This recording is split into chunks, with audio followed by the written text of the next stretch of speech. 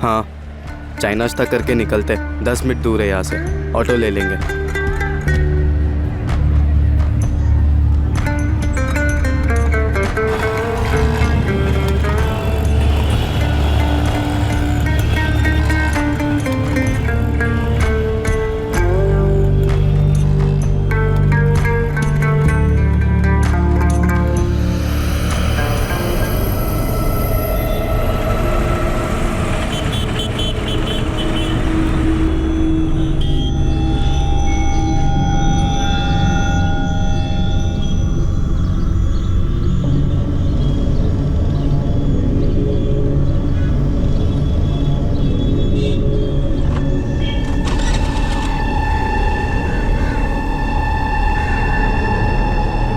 Licence ये sir. Paper दिखा। Sir 4 दिन पहले ही खरीदी है ना सर, तो पेपर से अभी ट्रांसफर नहीं हुए। खरीदने की रसीद वसीद तो होगी, वो दिखा। सर ये रसीद है सर, सेकेंड हैंड खरीदी है सर, कैश देके, वो भी गैरेज से सर, तो यही रसीद है सर। ये रसीद है? हाँ सर, यही रसीद है। पहले ओनर के पेपर की कॉपी तो होगी, वो दिखा। सर पुराने ओनर का कोई पेपर नहीं है सर, यही रसीद है सर, गैरेज से खरीदी है सर। तो लाइसेंस जमा कर लेता हूँ, आराम से ट्रांसफर करा, कोर्ट में पेपर दिखा और लेके जा। सर काम धंधे वाला आदमी हो, कहाँ कोर्ट कचहरी के चक्कर काटता फिरूंगा सर। पेपर तो दिखाने पड़ेंगे, पुराने ओनर के गाड़ी ट्रांसफर करने की एप्लीकेशन कुछ तो दिखा। सर आपकी मैं गैरेज वाले मोहन से बात करा देता हूँ सर, 4 दिन पहले ही सर गाड़ी खरीदी सर, ये सर फोन पे बात कर लो। बाद में बात करवा, साइड में ले ले स्कूटर। सर साइड में लगा। महज एक स्कूटर के पेपर्स की चेकिंग से इस केस की शुरुआत हुई। एक स्कूटर से शुरू हुआ यह केस एक के बाद एक कई हैरान कर देने वाले सच सामने लाने वाला था। रूटीन चेकिंग में मिला यह चोरी का स्कूटर एक मर्डर केस को रोशनी में लाने वाला था। साहब ये स्कूटर तो पिछले हफ्ते प्रदीप छोड़ के गया था, बोला उसके किसी ग्राहक का है, बेचना है, तो मैंने उसे सेल वाली लाइन में लगा दिया। मोहन भाई। हाँ ये स्कूटर निकालना है मुझे, कोई कस्टमर हो तो बताओ ना।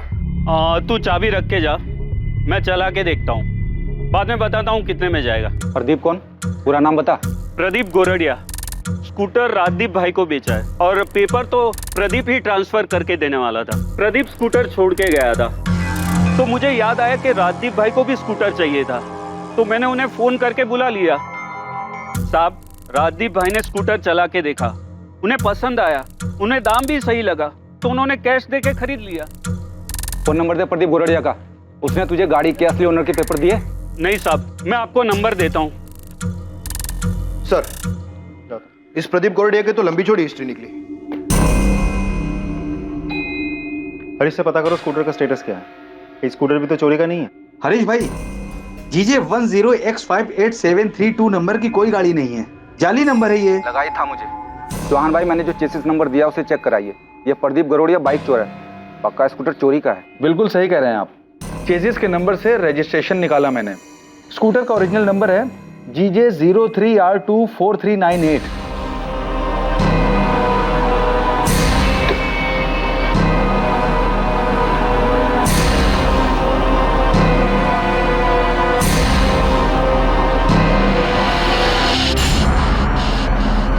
आप जो नंबर बता रहे हैं GJ 03R24398, ये स्कूटर किसके नाम पर रजिस्टर है?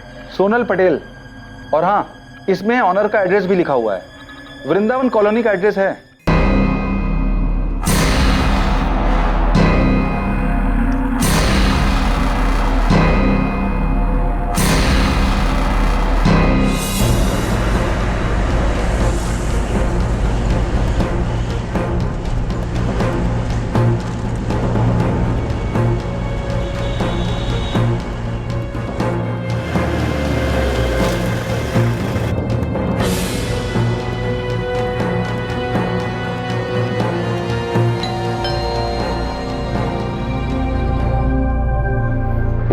सोनल पटेल का घर यही है? हाँ, छोटी बहन है मेरी। उसका स्कूटर चोरी हुआ है, पर चोरी की रिपोर्ट हमें कहीं नहीं मिली। हमने स्कूटर चोरी होने की कोई रिपोर्ट नहीं लिखवाई। स्कूटर सोनल के नाम ही है ना? बुलाइए उसे, कहाँ है वो? घर पर नहीं है, वो घर छोड़कर भाग गए। हमें तो ये भी नहीं पता था कि स्कूटर चोरी हुई है, हमें लगा कि वो स्कूटर लेकर भाग गई है। सोनल भाग गई तो आपने उसकी रिपोर्ट तो लिखवाई होगी? नहीं लिखवाई। आपने वो रिपोर्ट भी नहीं लिखवाई, क्यों? बोल। साहब, मैंने देखा कि 3-4 दिन से वो स्कूटर एक ही जगह पे पड़ा था। किस जगह पे? विमन नगर है ना, उसकी एक गली में।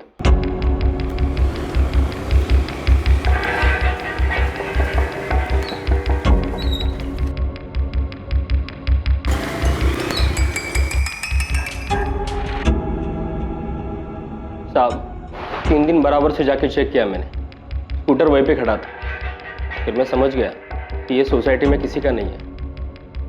फिर उठा लिया साहब और नंबर प्लेट चेंज करके बेच दिया मैंने।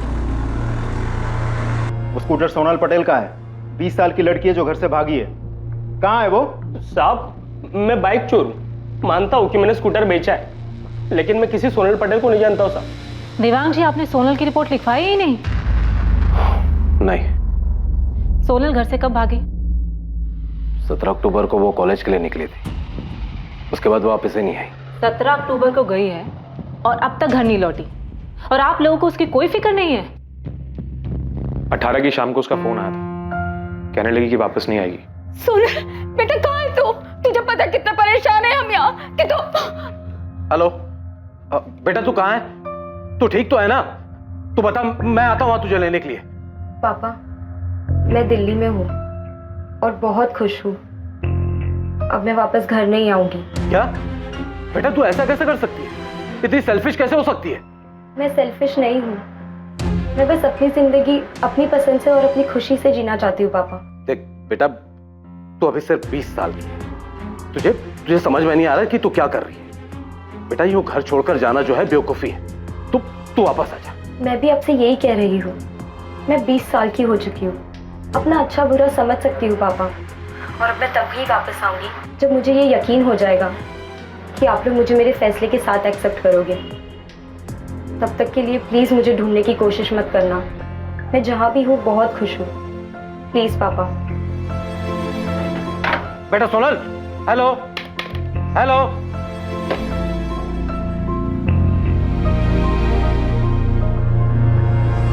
वो अपनी मर्जी से घर से भागी थी, वो खुश थे, तो क्या करते हैं? जबरदस्ती अपनी बेटी को घर वापस लेकर आते हैं, जबकि ये फैसला उसका खुद का था घर से भागने का। वो अपने मन की करके खुश है, और हम यहाँ सुरेश भाई और उनके परिवार वालों के सामने सर झुकाए बस माफी मांग रहे हैं।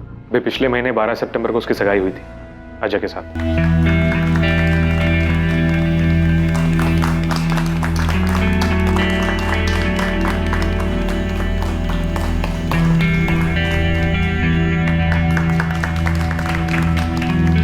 हमें कभी नहीं लगा था कि सोनल इस तरह घर छोड़ के भाग जाएगी।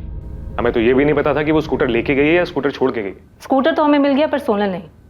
सोनल के घर से भाग जाने की कोई खास वजह? देखिए, सोनल की एंगेजमेंट हो चुकी थी, तो जाहिर सी बात है कि वो इस रिश्ते से खुश नहीं थी। सोनल का कोई बॉयफ्रेंड? जयेश परमार नाम का कोई लड़का है। पता नहीं आजकल के बच्चों को हो क्या गया है, वो इतने स्वार्थी हो गया कि उन्हें अपनी मनमानी, अपनी मनमर्जी के अलावा कुछ दिखाई नहीं देता। स्कूटर कहां से मिला आपको? पेपर चेकिंग में पकड़ा गया। बाइक चोर ने नंबर प्लेट बदल के उसे बेच दिया था। वैसे अगर स्कूटर की कंप्लेन लिखानी है तो मैं लिखा देता हूँ। सर, ऐसा लगा जैसे सोनल की फैमिली सोनल के बारे में बात ही नहीं करना चाहती। सोनल के भाई योगेश ने सोनल की बात काटी और स्कूटर की बात शुरू कर दी। लड़की बालिग है, 20 साल की? Yes sir. और लड़का? लड़के का सिर्फ नाम बताया उन्होंने, जयेश परमार। उसके अलावा वो कुछ नहीं जानते। जाहिर है लड़का भी बालिग ही होगा, दोनों की लव स्टोरी भी होगी और अफेयर चल रहा होगा। Yes sir. सर, जिस तरह सोनल स्कूटर छोड़ के गई है, घर वालों ने कोई कंप्लेन तक नहीं लिखवाई। पारुल, तुम्हें इसमें कुछ अटपटा लग रहा है? यस सर, मुझे सोनल की फैमिली का बिहेवियर बहुत अजीब लगा। सर, हमें पता तो लगाना चाहिए। ठीक है, पता लगाओ लड़का कौन है। देखिए, मैंने आपको पहले भी बताया था कि हमें सिर्फ उसका नाम पता है, जयेश परमार। ना उसे कभी देखा है ना कभी उससे मिले हैं। देवांग जी, आपको कुछ तो पता होगा नाम के अलावा कि जयेश कहाँ रहता है, सोनल उससे कहाँ मिली, कब मिली? नहीं, हमें तो उस लड़के के बारे में तब पता चला जब एंगेजमेंट के बाद सोनल ने अपनी भाभी प्रिया को उस लड़के के बारे में बताया। सोनल, कौन है ये जयेश और अचानक कहाँ से आ गया? अचानक नहीं आया भाभी, 1 साल से जानती हूँ जयेश को, प्यार करती हूँ उससे। भाभी, मैं अजय से नहीं, जयेश से शादी करना चाहती हूँ। सोनल, तुझे पता है ना तेरी सगाई हो चुकी है? और अगर ऐसा कुछ था तो तूने सगाई से पहले क्यों नहीं बताया? भाभी प्लीज, मैं किसी ऐसे इंसान से शादी नहीं करना चाहती जिसके साथ मैं कभी खुश नहीं रह पाऊंगी। भाभी प्लीज, आप ही मेरी मदद कर सकती हो। सोनल, मुझे नहीं जानना ये जयेश परमार है कौन। दिमाग ठीक है तेरा? सगाई हो चुकी है तेरी और दिसंबर में शादी की डेट भी फिक्स हो गई है। बेटा, अजय हमारी बिरादरी का, हमारी बराबरी का है। तुझे क्यों लगता है तू वहां खुश नहीं रहेगी? बेटा, राजकोट में दो बंगले हैं उनके, मुंबई में भी घर है, खूब पैसा है उनके पास। बहुत खुश रहेगी तू वहां बेटा। माँ, पापा एक बार सोनल की बात सुन क्यों नहीं लेते? रिया, मुझे कुछ नहीं सुनना। रिया, तुम्हें इसे समझाना चाहिए, उल्टा तुम होगी इसे बढ़ावा दे रही हो। भैया, पापा, अभी सगाई हुई है, शादी तो नहीं हुई है ना। आप प्लीज एक बार जयेश से मिल तो लो। मुझे किसी से नहीं मिलना। मैंने बहुत सोच समझकर अजय के साथ तुम्हारा रिश्ता तय किया है।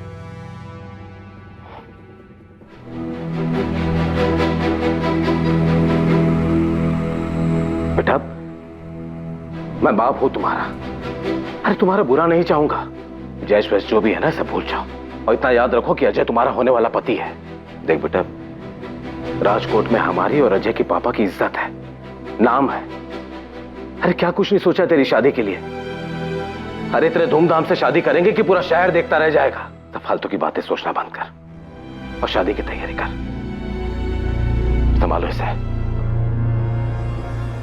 हमें लगा वो समझ गई है, उसे इस शादी से कोई प्रॉब्लम नहीं है। हमें तो इस बात का भी अंदाजा नहीं था कि वो उस लड़के के साथ भाग जाएगी। देवांग जी, आपको कैसे पता कि सोनल जयेश के साथ ही भागी? इसमें पता होने वाली क्या बात है? यही कि क्या वो वाकई में ही भागी है? देखिए मैडम, आप हमारे जले पर नमक छिड़क रही। मेरी बेटी, जिसकी खुशी के लिए मैंने क्या कुछ नहीं किया, उसे एक मिनट भी अपनी फैमिली के बारे में नहीं सोचा और उस लड़के के साथ भाग गई। वो जहां भी रहे खुश रहे, मुझे कोई दिक्कत नहीं। पर मैडम, मेरी आपसे रिक्वेस्ट है, ये मेरा फैमिली मैटर है, प्लीज आप इसमें दखल ना दें।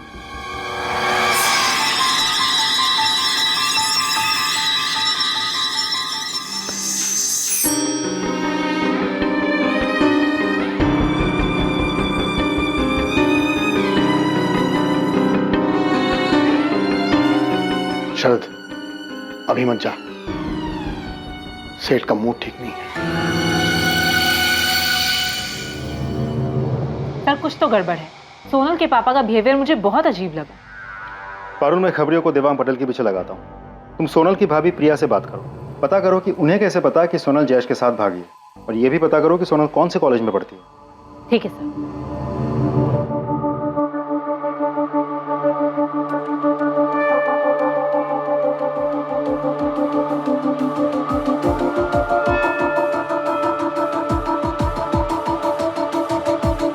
प्रिया,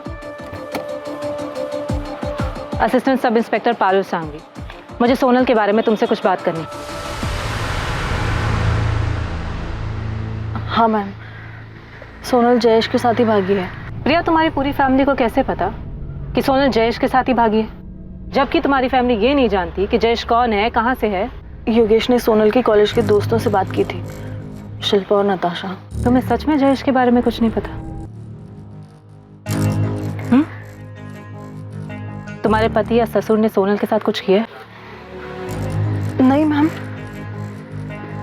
मुझे नहीं पता। सोनल कौन से कॉलेज में पढ़ती है?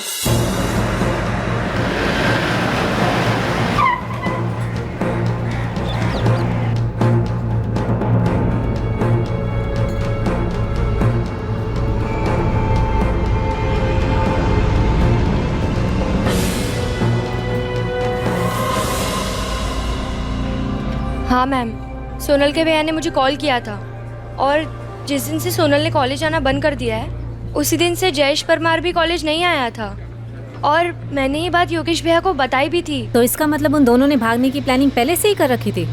वो तो पता नहीं मैम, लेकिन सोनल ने तो हमें ऐसा कुछ बताया नहीं था। ये जयेश कहाँ पे रहता है? मैम, ऐसे तो वो हॉस्टल में रहता है, लेकिन ओरिजिनली वो मोरबी से है।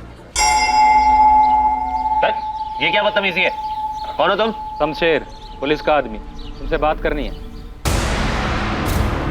भाई, मैं देवांग सेठ के ऑफिस में सिर्फ असिस्टेंट अकाउंटेंट हूँ। उनके घर में क्या चल रहा है क्या नहीं, मुझे कुछ नहीं पता। घर के लोग तो ऑफिस में आते ही होंगे और आते जाते तुमने देखा ही होगा। देखो महेश भाई, अगर तुम्हें पता है और पुलिस को बाद में पता चला कि तुमने बताया नहीं है, ये तुम पे ही भारी पड़ने वाला है। अरे पर मैं सोनल के बारे में कुछ नहीं जानता। हाँ इतना बता सकता हूँ कि जिस दिन वो गायब हुई थी उस दिन ऑफिस में बहुत बड़ा हंगामा हुआ था। कैसा हंगामा? पैसों को लेकर। मतलब? उस दिन सेठ जी के कैबिन से 10 लाख रुपए गायब हुए थे। भिखा भाई, वो 10 लाख किधर है? आपके केबिन में, ड्रॉर में। किधर रखे दिखाओ।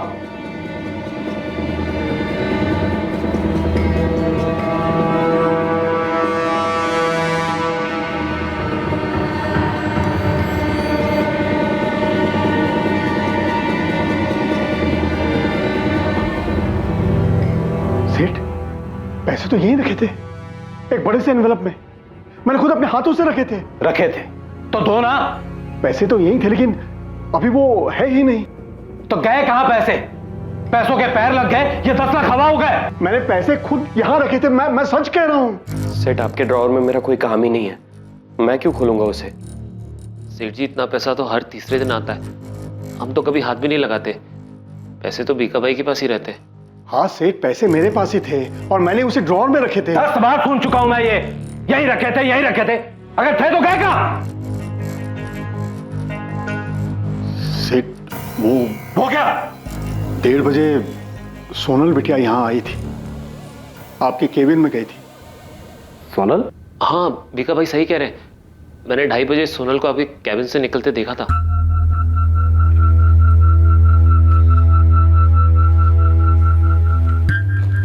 सोनल यहां क्यों आई थी? वो मेरे केबिन में क्या कर रही थी? उसने कहा कि उसे आराम करना है। अरे सोनल बेटिया, जय श्री कृष्ण। आज तुम यहाँ कैसे? जय श्री कृष्ण काका। वो मेरी ना क्लास है एक्चुअली 2:30 बजे, तो 1 घंटा है मेरे पास, सोचा ऑफिस आकर पापा के कैबिन में आराम कर लूं। लेकिन सेठ तो आज ऑफिस में नहीं है, साइट पर गए हैं। ओ ठीक है, तो आप कैबिन खुलवा दीजिए, मैं थोड़ी देर आराम करके चली जाऊंगी। ठीक है।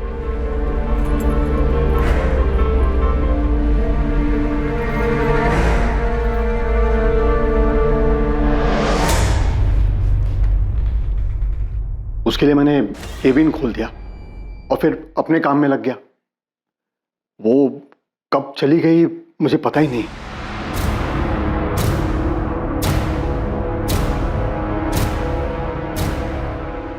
आप जे नंबरનો સંપર્ક કરવા માંગો છો એ ઉપલબ્ધ નથી। सोनल का फोन बंद आ रहा है। भिखा भाई, सोनल मुझसे बिना पूछे 10 लाख रुपए लेकर जाएगी। सेठ, मुझे सचमुच नहीं पता क्या हुआ था। सेठ, मैंने तो सोनल को जाते वक्त भी नहीं देखा। सेठ जी बहुत परेशान थे, तभी के तभी ऑफिस से निकल गए। सोनल उसी दिन गायब हुई थी क्या? हाँ, हमें अगले दिन पता चला कि सोनल भाग गई है। सच में भाग गई है? हाँ, हमें तो यही पता है किसी जयेश परमार नाम के लड़के के साथ भागी है।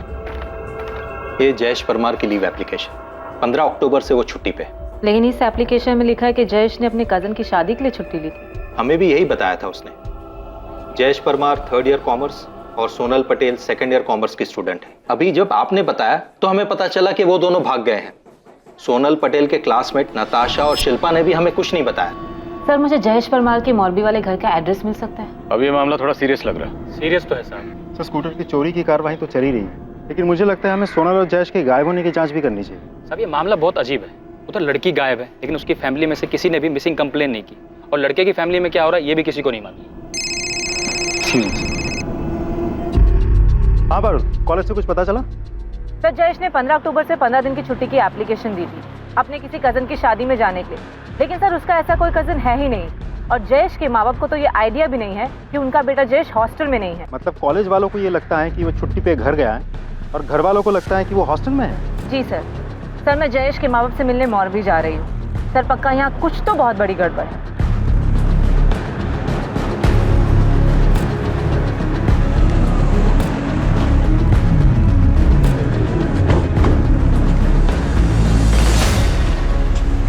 हमें तो पता ही नहीं कि जयेश ने कॉलेज से छुट्टी ली है। और कौन सा कजिन? वो 17 अक्टूबर से गायब है और आज 30 तारीख है। आपने एक बार भी अपने बेटे को फोन नहीं किया? नहीं, क्योंकि हमेशा वही फोन करता है, और इस बार जब उसने फोन नहीं किया तो हमें लगा कि वो शायद पढ़ाई में बिजी होगा। मेरा बेटा जयेश हॉस्टल में नहीं है तो कहाँ है? उसका तो फोन भी बंद आ रहा है। इतने दिन में आपने अपने बेटे को एक बार भी फोन नहीं किया। आज जब हमने आकर आपसे पूछा तो आपको पता लगा। हमें राजकोट में एक स्कूटर मिला है जो सोनल पटेल के नाम पे है। जब हम उसके घर गए तो हमें पता लगा कि सोनल पटेल घर से भागी है और वो आपके बेटे जयेश के साथ भागी है। जयेश ऐसे कैसे कर सकता है? उसे मैंने बहुत समझाया था जब सोनल के बारे में उसने मुझे बताया था। तू कॉलेज से छुट्टी लेकर ये बताने आया है कि तुझे शादी करनी है किसी सोनल पटेल से। सोनल पटेल?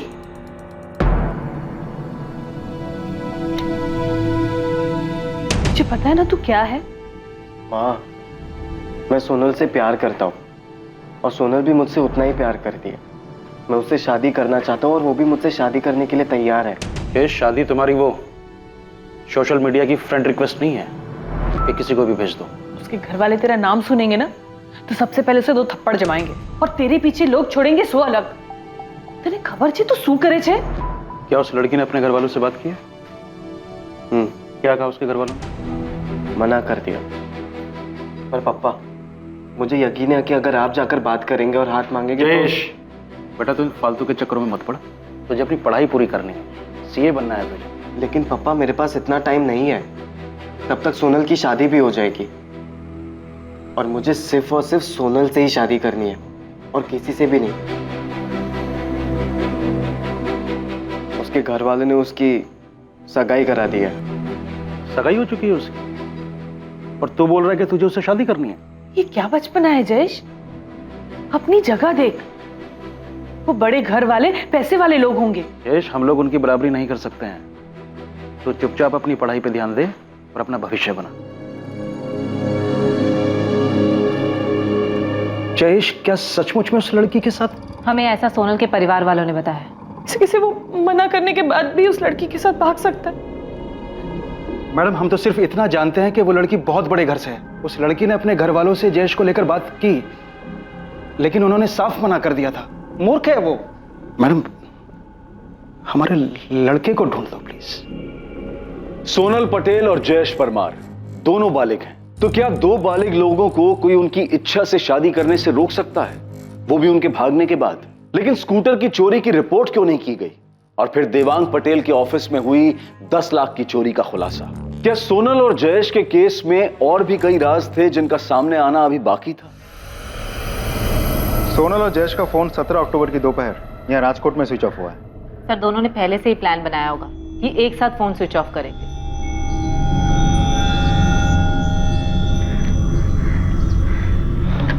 सोनल, हमें फोन भी फेंकना होगा। मैंने देखा है पुलिस फोन के IMEI नंबर से लोकेशन ट्रेस कर लेती है। ठीक है, तो फिर हम फोन यहाँ नहीं कहीं और फेंकते हैं। Parul, yes sir. You are right. Sonal और जयेश दोनों का फोन एक साथ एक ही लोकेशन पे स्विच ऑफ हुआ है। और सर, दोनों भागकर दिल्ली तो बिल्कुल नहीं गए। मैं दिल्ली में हूँ और बहुत खुश हूँ। सर, देवांग पटेल के फोन रिकॉर्ड में 18 अक्टूबर की शाम को जो कॉल आया था वो कॉल सोनल ने दिल्ली से नहीं बल्कि सूरत के एक PCO से किया था।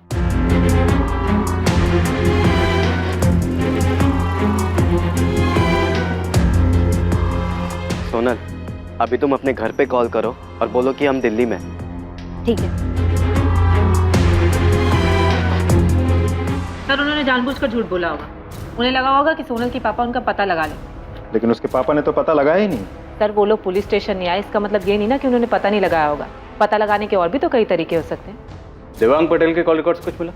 नहीं सर, कुछ खास। सर, जयेश के फोन रिकॉर्ड से एक नंबर मिला। उससे लगभग हर रोज बात होती थी उसकी। मैंने नंबर ट्राई किया, रिंग जा रही है लेकिन कोई उठा नहीं रहा है। मैंने मैसेज छोड़ा है सर। एक बात बताओ, हम इस केस में सिर्फ इसलिए क्राइम ढूंढ रहे हैं क्योंकि एक स्कूटर लवारिस पड़ा हुआ मिला। सर, जयेश के माँ बाप ने मोरबी में जयेश की मिसिंग कंप्लेंट दर्ज करवा दी। पारुल, तुम्हें शुरू से इस केस में गड़बड़ लग रही है ना? यस सर, अब तो मुझे और भी यकीन हो गया कि कुछ तो गड़बड़ है।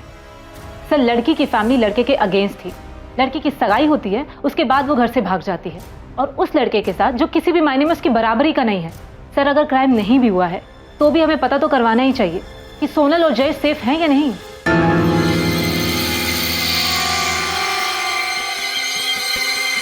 लड़के के माँ बाप ने मोरबी में पुलिस कंप्लेंट की है। जब पुलिस उनके पास गई तो उन्होंने बताया कि उन्हें पता ही नहीं है कि उनका बेटा सोनल के साथ भाग गया है। योगेश, रिया को जरूर कुछ पता है, एक बार बात करो उससे। तो कल रात पूछा था उससे मैंने, उसे भी कुछ नहीं पता। तुम्हें लगा उसने सच बोला? उसने तुम्हें बताया कि पुलिस ने उससे पूछताछ की थी?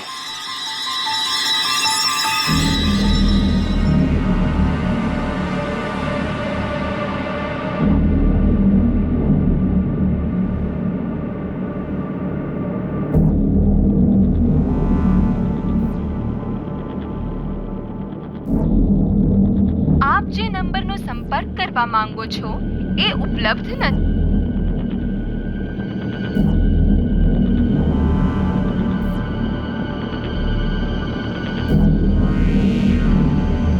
आप बिल्कुल सही कह रहे हैं। यह अंगूठी हमारी आनंद एंड विठल भाई ज्वेलरी स्टोर से खरीदी गई। काशीराम जी, आप मुझे बता सकते हैं कि ये अंगूठी आपकी किस ब्रांच से किसने और कब खरीदी?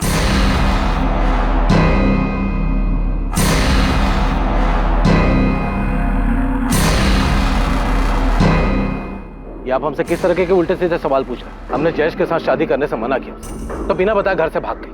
सोनल 20 साल की बालिग है, हम क्या करते? ये लाइन बोलकर लोग अक्सर पुलिस पे इल्जाम लगाते हैं। ये पुलिस कह रही है कि लड़की बालिग है इसलिए हमने कार्रवाई नहीं की, लेकिन यहाँ तो मामला उल्टा। आप खुद ही कह रहे हैं कि आपकी बेटी बालिग है इसलिए आपने कुछ नहीं किया। मैंने बताया ना आपको कि सोनल ने हमें फोन करके कहा कि हमारी जिंदगी में दखल ना दे।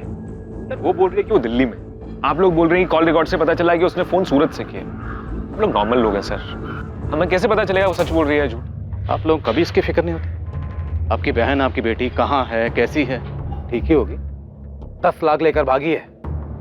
वैसे ये बात तो आपको ही पता चली, और ये बात आप लोगों ने हमें नहीं बताई। जो भी है, बेटी मेरी, पैसा मेरा, फैसला उसका। वो फैसला जिसमें मेरा कोई योगदान नहीं है, ना अच्छा ना बुरा। वैसे मैं समझ सकता हूं क्या पूछना क्या चाहते हैं। अगर आप उसे ढूंढ लाते हैं ना तो ले आइए, मुझे कोई दिक्कत नहीं। वैसे भी उसने जयेश परमार के साथ शादी कर ली, अजय के साथ तो उसका रिश्ता हो नहीं सकता, पर इसके बाद भी मैं उसे आशीर्वाद ही दूंगा। हमारे पास जयेश परमार की मिसिंग कंप्लेंट आई और आपकी बेटी जयेश परमार के साथ भागी। तो देवांग पटेल और योगेश, मैं आप लोगों से सीधा सीधा सवाल पूछता हूँ, सोनल और जयेश जहां भी हैं सुरक्षित हैं, सेफ? ये हमें कैसे पता होगा?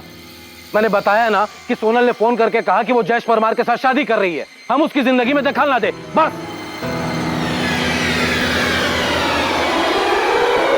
जिस दिन सोनल घर से भागी थी उसी दिन उसकी मिसिंग कंप्लेंट लिखवा देनी चाहिए थी। शरद, तुझे अगर कुछ भी पता है तो बता दे।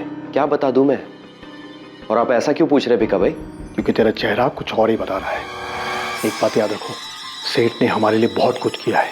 तो आप कहना क्या चाहते हैं? यही कि मैं देख रहा हूँ कुछ दिनों से तू बड़ा परेशान सा है।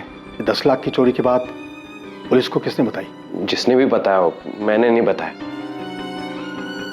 मैंने भी नहीं बताया भिका भाई। तुम दोनों ने नहीं बताया, और मैं तब तक नहीं बताऊंगा जब तक सेठ नहीं कहते। तो फिर ये बात उन्हें पता कैसे चली? किसने बताया?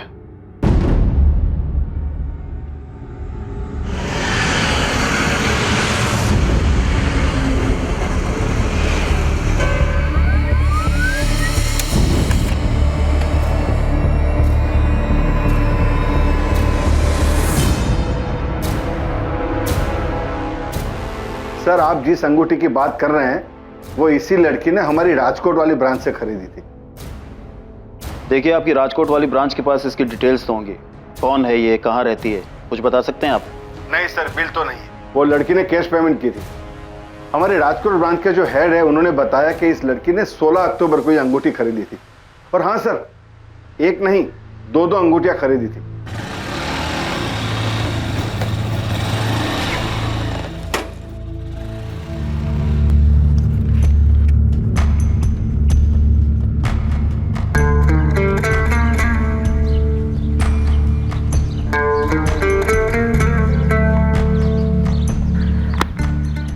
ये देखो, ये रिंग मैं तुम्हें पहनाऊंगी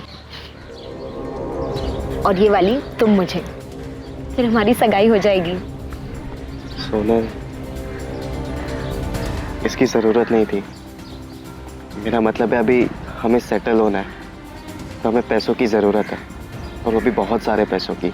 तुम पैसों की टेंशन मत लो, पैसों का इंतजाम हो गया है। कल सुबह हमारे पास ढेर सारे पैसे होंगे। कैसे? मतलब कहाँ से आएंगे? छत पर फाड़ के। भगवान भी चाहता है कि हम साथ में रहें, इसीलिए उन्होंने आज सुबह ही इशारा दे दिया है कि पैसे कहाँ से आएंगे।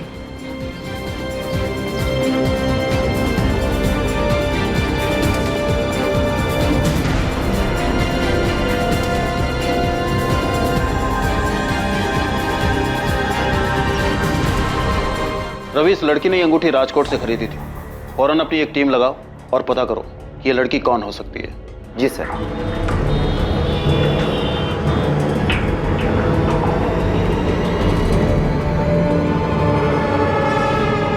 हेलो दोस्त, मैं तुझे कब से फोन कर रहा हूँ, मैसेज भी छोड़ा था, तूने कॉल बैक भी नहीं किया मुझे। पहले ये बता तू कौन है? राजकोट से सब इंस्पेक्टर रुपेश भगत बोल रहा हूँ। हाँ जी बताइए, क्यों फोन कर रहे थे? जयेश परमार को जानता है ना तू? तेरी तो फोन पे अच्छी खासी बातचीत हुई थी उससे। हाँ तो आपसे मतलब ये कि जयेश परमार कहाँ है? अपने घर पे होगा, मोरबी में या राजकोट में होगा हॉस्टल में, और मैं यहाँ अहमदाबाद में रहता हूँ, यहाँ नौकरी करता हूँ। मुझे कैसे पता होगा कि वो कहाँ है? गायब है वो, सोनल पटेल के साथ भागा है। तू जानता है ना सोनल पटेल को? क्या भाग गया? नहीं, मुझे नहीं पता कि सोनल कौन है। जयेश मेरे बचपन का दोस्त है, एक ही मोहल्ले में रहते हैं हम लोग मोरबी में, एक ही साथ स्कूल पढ़े, लेकिन उसने मुझे कभी इस बारे में कुछ नहीं बताया। मुझे तो अंकल आंटी की फिक्र हो रही है, मैं अभी उनसे बात करता हूँ। तेरी इतनी हिम्मत कि हमसे आकर पूछेगा कि तेरे बेटा कहाँ है? हाँ बिल्कुल पूछेंगे, वो आपकी बेटी है जिसके साथ जयेश भागा है, छोड़ेंगे नहीं हम आपको। अरे केस तो हमें करना चाहिए तुम्हारे खिलाफ, क्योंकि तुम्हारे बेटे ने हमारी सोनल को बहकाया है, फंसा है अपने जाल में। अरे तो किया क्यों नहीं केस? अरे आप लोगों ने तो जानबूझ के रिपोर्ट तक नहीं दर्ज करवाई। बड़े होंगे आप अपने घर में, हमें हमारा बेटा वापस चाहिए। अगर मेरे बेटे के साथ कुछ भी होगा ना तो एक बात याद रखना, मैं भी चुप नहीं बैठूंगा। दिमाग सेठ, चल निकल यहाँ से। ये धमकी जाकर किसी और को देना, यहाँ पर नहीं। हमने सोनल को समझाया था कि दूर रहे तुम्हारे बेटे से, पर तुम्हारे बेटे को तो लालच आ गया था। इतनी अच्छी अमीर लड़की जो मिल गई, इसीलिए उसे फंसा लिया और भगा के ले गया। आप लोगों को सब पता था कि वो लोग कहाँ हैं, सब जानते थे आप, लेकिन आप लोगों ने सिर्फ हमें नहीं बताया। अगर हम चुप है तो इसका मतलब ये नहीं कि कोई भी आएगा और मुंह उठाकर हमसे सवाल करेगा। एक बार सोनल और तुम्हारे बेटे को मिलने दो, फिर देखना क्या करते हैं उनके साथ हम। अगर मेरा बेटा नहीं मिला या उसे कुछ भी हुआ तो छोड़ूंगा नहीं तुम दोनों को, जीना मुश्किल कर दूंगा। चल निकाल अब यहाँ से, निकाल।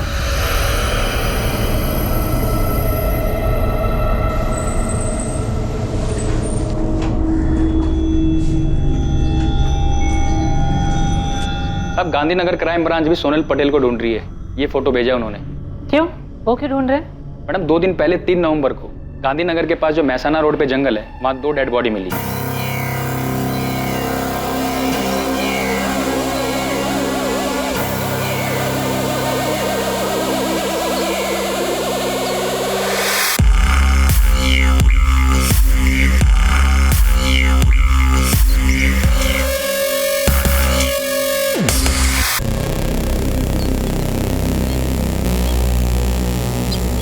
बोलो, आज तुम्हारे पास दोनों बॉडीज हैं? हाँ रघुवंशी, दोनों बॉडीज हैं।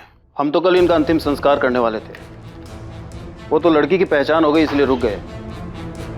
लड़की का तो पता चल गया है कि वो सोनल पटेल है, मगर लड़के का अभी कुछ अता पता नहीं है। लड़का जयेश परमार होगा।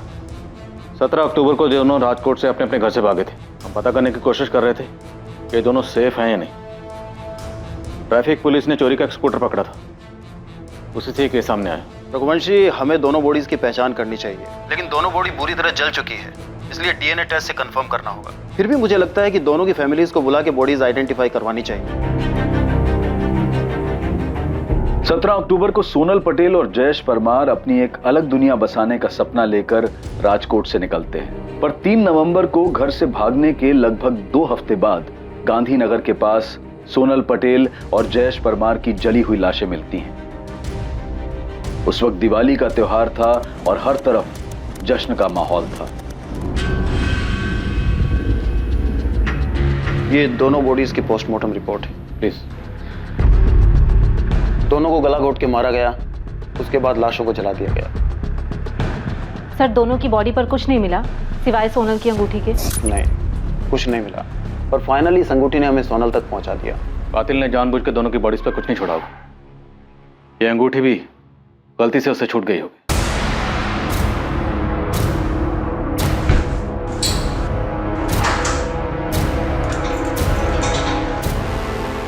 सर, ये तो पक्का है कि सोनल और जयेश सूरत में थे, लेकिन फिर भी इन दोनों की डेड बॉडी हमें गांधीनगर में कैसे मिली? मतलब कोई तो है जो जानता था कि ये दोनों कहाँ थे। सोनल ने अपने पिता के केबिन से 10 लाख रुपए चुराए थे। 10 लाख, अच्छी खासी रकम थी उनके पास।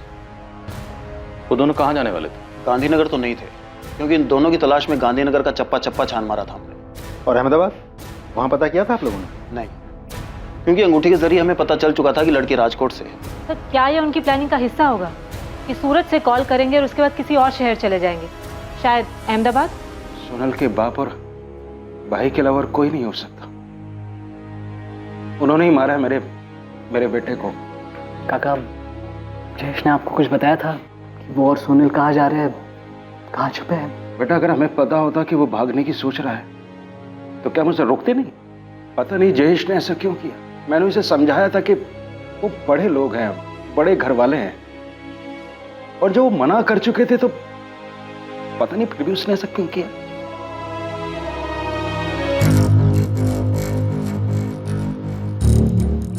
क्या है? भीखा भाई आपसे एक बात करनी थी। पुलिस का एक खबरी शमशेर बहुत दिनों से मेरे पीछे पड़ा हुआ है। अच्छा, तो ही था जिसने 10 लाख की चोरी वाली बात उन्हें बताई है। भीखा भाई मैं क्या करता, मुझे बताना पड़ा। और क्या क्या बताया?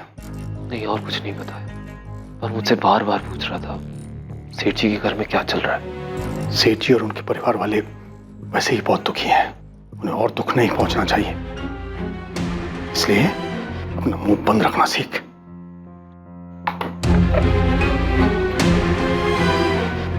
पापा, पापा, शरद का फोन स्विच ऑफ आ रहा है। मैंने इससे कहा था कि क्रियाक्रम के बाद मिल, पर वो गायब है।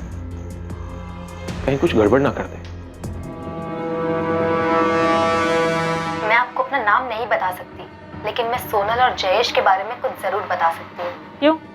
तुम नताशा पुरोहित हो या शिल्पा अजमेरा? क्यों अपनी पहचान छुपाने की कोशिश कर रही हो? देखिए, मैंने आपको शुरू में ही बता दिया था कि मैं आपको अपना नाम नहीं बता सकती। मैं सोनल और जयेश के बारे में कुछ बताना चाहती हूँ। ठीक है, बताओ क्या बताना चाहती हो? एक आदमी है जो कि घर से भागे लड़के लड़कियों की मदद करता है, उनको रहने के लिए जगह देता है और उनकी फैमिलीज और किसी भी तरह के खतरे से उनको बचाता है। सोनल और जयेश उसी आदमी के पास गए थे। हाय सर, मैं जयेश परमार। मैं सोनल पटेल। जयेश, सोनल, अब तुम दोनों को डरने की कोई जरूरत नहीं है। यहाँ पर तुम पूरी तरह से सेफ हो। मैं तुम दोनों को विश्वास दिलाता हूँ कि यहाँ तुम्हें किसी बात का कोई खतरा नहीं। पहेलियों में बातें मत करो, साफ साफ बोलो कि क्या बोलना है। मेरे लिए तुम्हारे बारे में इंफॉर्मेशन निकालना कोई मुश्किल काम नहीं है, और अगर मुझे ऐसा करना पड़ा तो तुम जरूर मुश्किल में आ जाओगी। मैं आपकी मदद कर रही हूँ और आप मुझे ही धमकी दे रही हैं। अगर मैंने सोनल और जयेश की फोटो अखबार में ना देखी होती तो मैं आपको कभी फोन नहीं करती। जिस आदमी ने उनको सहारा दिया, उनकी मदद की, उसका नाम है शेखर भाटिया। और जिस घर में वो भागे हुए कपल्स को रखता था वो घर अहमदाबाद में है। उसने सोनल और जयेश को भी वहीं पे रखा था।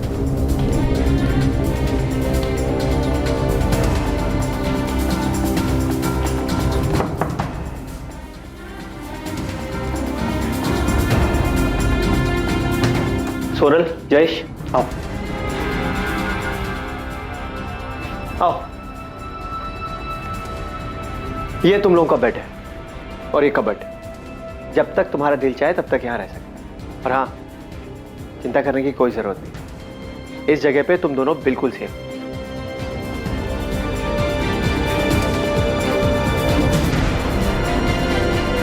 सोनल और जयेश को किसने मारा? पता नहीं।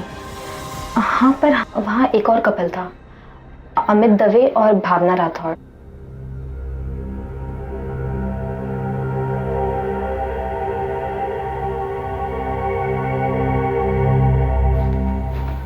भावना, मैं नीचे होकर आता हूँ। ठीक है।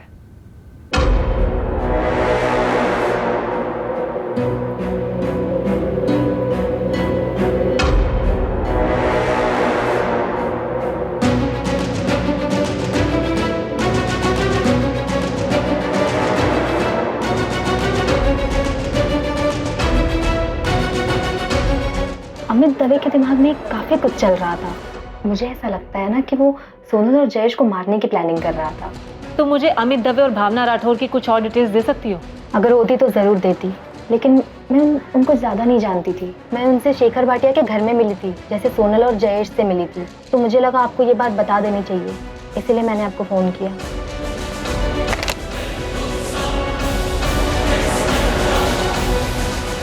घर से भागा हुआ एक और जोड़ा अमित और भावना जयेश और सोनल का मर्डर करेंगे। मकसद? सर मकसद पता नहीं, लेकिन हमें अहमदाबाद के शेखर भाटिया का पता लगाना चाहिए। शायद वहां से हमें कोई क्लू मिल जाए। सर, देवांग पटेल के ऑफिस का एक एम्प्लॉई है, शरद राजपूत। कुछ कन्फेस करना चाहता है लेकिन छुपा बैठा है। उसे डर है कि देवांग पटेल उसको नुकसान पहुंचा सकता। देवांग पटेल का इतना डर कि उसके डर की वजह से एक आदमी छुपा बैठा है। सर, मैंने सेठ की डर से अपना फोन भी स्विच ऑफ कर दिया। मुझे बहुत डर लग रहा है सर। शरद, तुम्हें सोनल और जयेश के मर्डर के बारे में पता था? सर मुझे जो कुछ भी पता है मैं सब कुछ बता दूंगा आपको, लेकिन आपको मेरी बात का विश्वास करना पड़ेगा। अरे पहले तुम सामने तो आओ, या फिर हमें बता दो तुम कहाँ छुपे बैठे हो। तुम्हें लेने हम वहाँ आ जाएंगे। शरद, विश्वास के लिए तुम्हारे सच बोलने की जरूरत है। अगर तुम सच बोलोगे तो हम जरूर विश्वास करेंगे। सर, उसके बाद शरद ने फोन स्विच ऑफ कर दिया, लेकिन उसने कहा कि कल पुलिस स्टेशन आएगा। शरद का नंबर ट्रैक करो, पता लगा उसने ये फोन कहाँ से किया था। बच के नहीं निकलना चाहिए, और हमसे पहले वो किसी और के हाथ नहीं लगना चाहिए। सर, फारूक, अहमदाबाद में अपने आदमियों को काम पे लगाओ। पता लगाओ ये शेखर भाटिया कौन है जो घर से भागे हुए प्रेमी जोड़ियों को प्रोटेक्शन देता था। जयेश और सोनल उस तक कैसे पहुंचे, और कातिल जयेश और सोनल तक कैसे पहुंचे।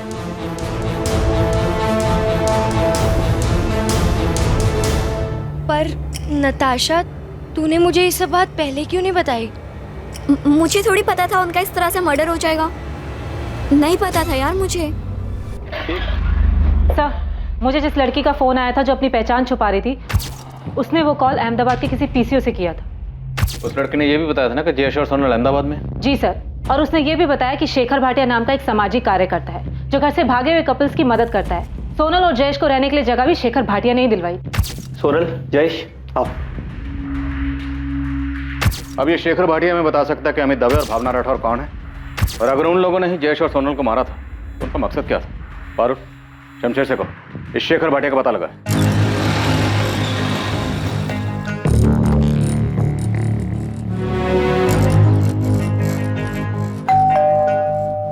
सेठ, मुझे पता चला है कि शरद ने पुलिस को फोन किया था। वो उन्हें कुछ बताने वाला है। भीखा भाई, ये शरद का सोनल के भागने से कुछ लेना देना है क्या? क्या बताएगा उन्हें? नहीं पता, लेकिन कुछ दिनों से उसका बर्ताव बड़ा अजीब सा था। क्या उसे सब कुछ पता है? नहीं बोल पाऊंगा सेठ, लेकिन ये 10 लाख वाली बात भी ऑफिस से ही लीक हुई थी। महेश ने पुलिस के किसी खबरी को बताया था। आस्तीन में सांप पाल के रखे हुए हैं, चैन से शोक भी मनाने नहीं देते।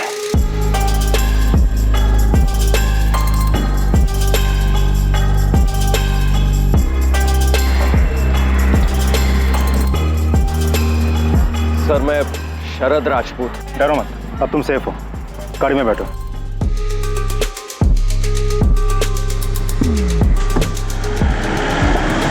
शेखर भाटिया? हाँ, फोटो फोन नंबर कुछ नहीं है, बस इतना जानते हैं कि अहमदाबाद में कहीं रहता है, जो घर से भागे हुए कपल्स की मदद करता है जो अलग बिरादरी में शादी करना चाहते हैं। आप मुझे 24 घंटे का टाइम दो, इसकी कुंडली आपके सामने रख दूंगा।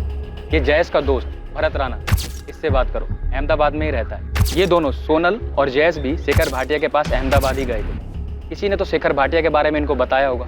ये शेखर या तो जयेश का दोस्त होगा, या तो सोनल की दोस्त शिल्पा या नताशा में से किसी ने इसके बारे में बताया होगा। मैं उनसे बात करती हूँ, तो तब तक शेखर भाटिया को लेकर।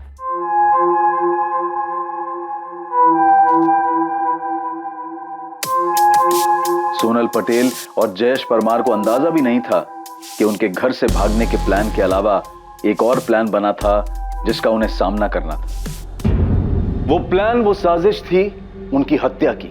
ये जाहिर था कि कोई उनकी मदद कर रहा था, लेकिन ये भी जाहिर था कि कोई उन्हें मारना चाहता था। कई साजिशें रची गई थी और पुरजोर कोशिश हो रही थी इन साजिशों को अंजाम तक पहुंचाने की। सोनल अपनी हदों को पार कर रही थी और मैंने उसकी मदद की थी सर, लेकिन मैं डर गया था जब मुझे पता चला कि किसी ने उन्हें मार डाला। सीधा और साफ बताओ, तुमने सोनल की क्या मदद की थी और किस बात के लिए उसे आगाह किया था? सर, सोनल मुझे राखी बांधती थी, भाई मानती थी मुझे वो। ये सब हम बाद में सुन लेंगे शरद, सीधे पॉइंट पे आओ। 17 अक्टूबर को सोनल ऑफिस आई थी, तब मैंने उसे 10 लाख रुपए चुराते हुए पकड़ लिया था।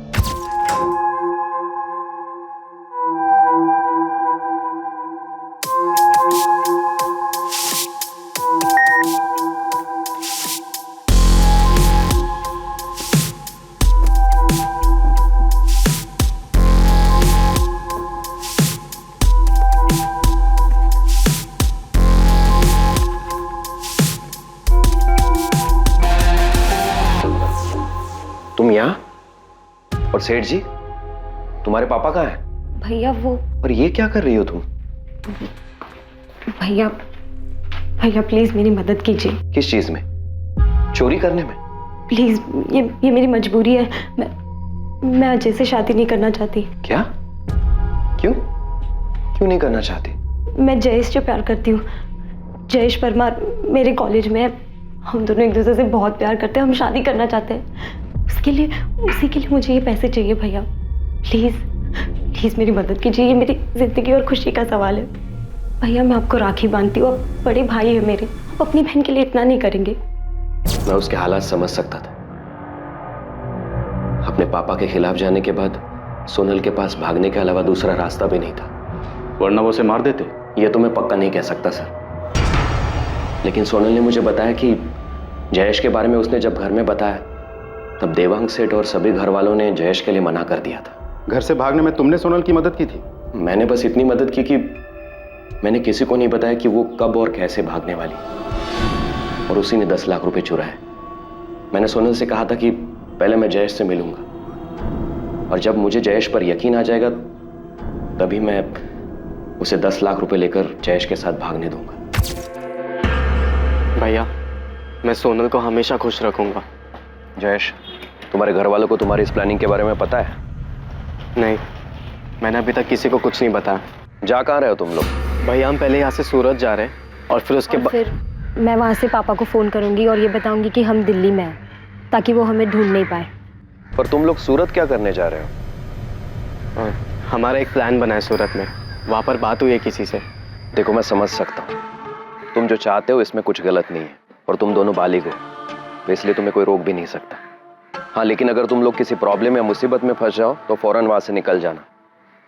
और सोनल, तुम मुझे कभी भी फोन कर सकती हो। हाँ, थैंक यू भैया। फिर वो चले गए। प्लान के मुताबिक सोनल ने सेठ को बताया कि वो दिल्ली में।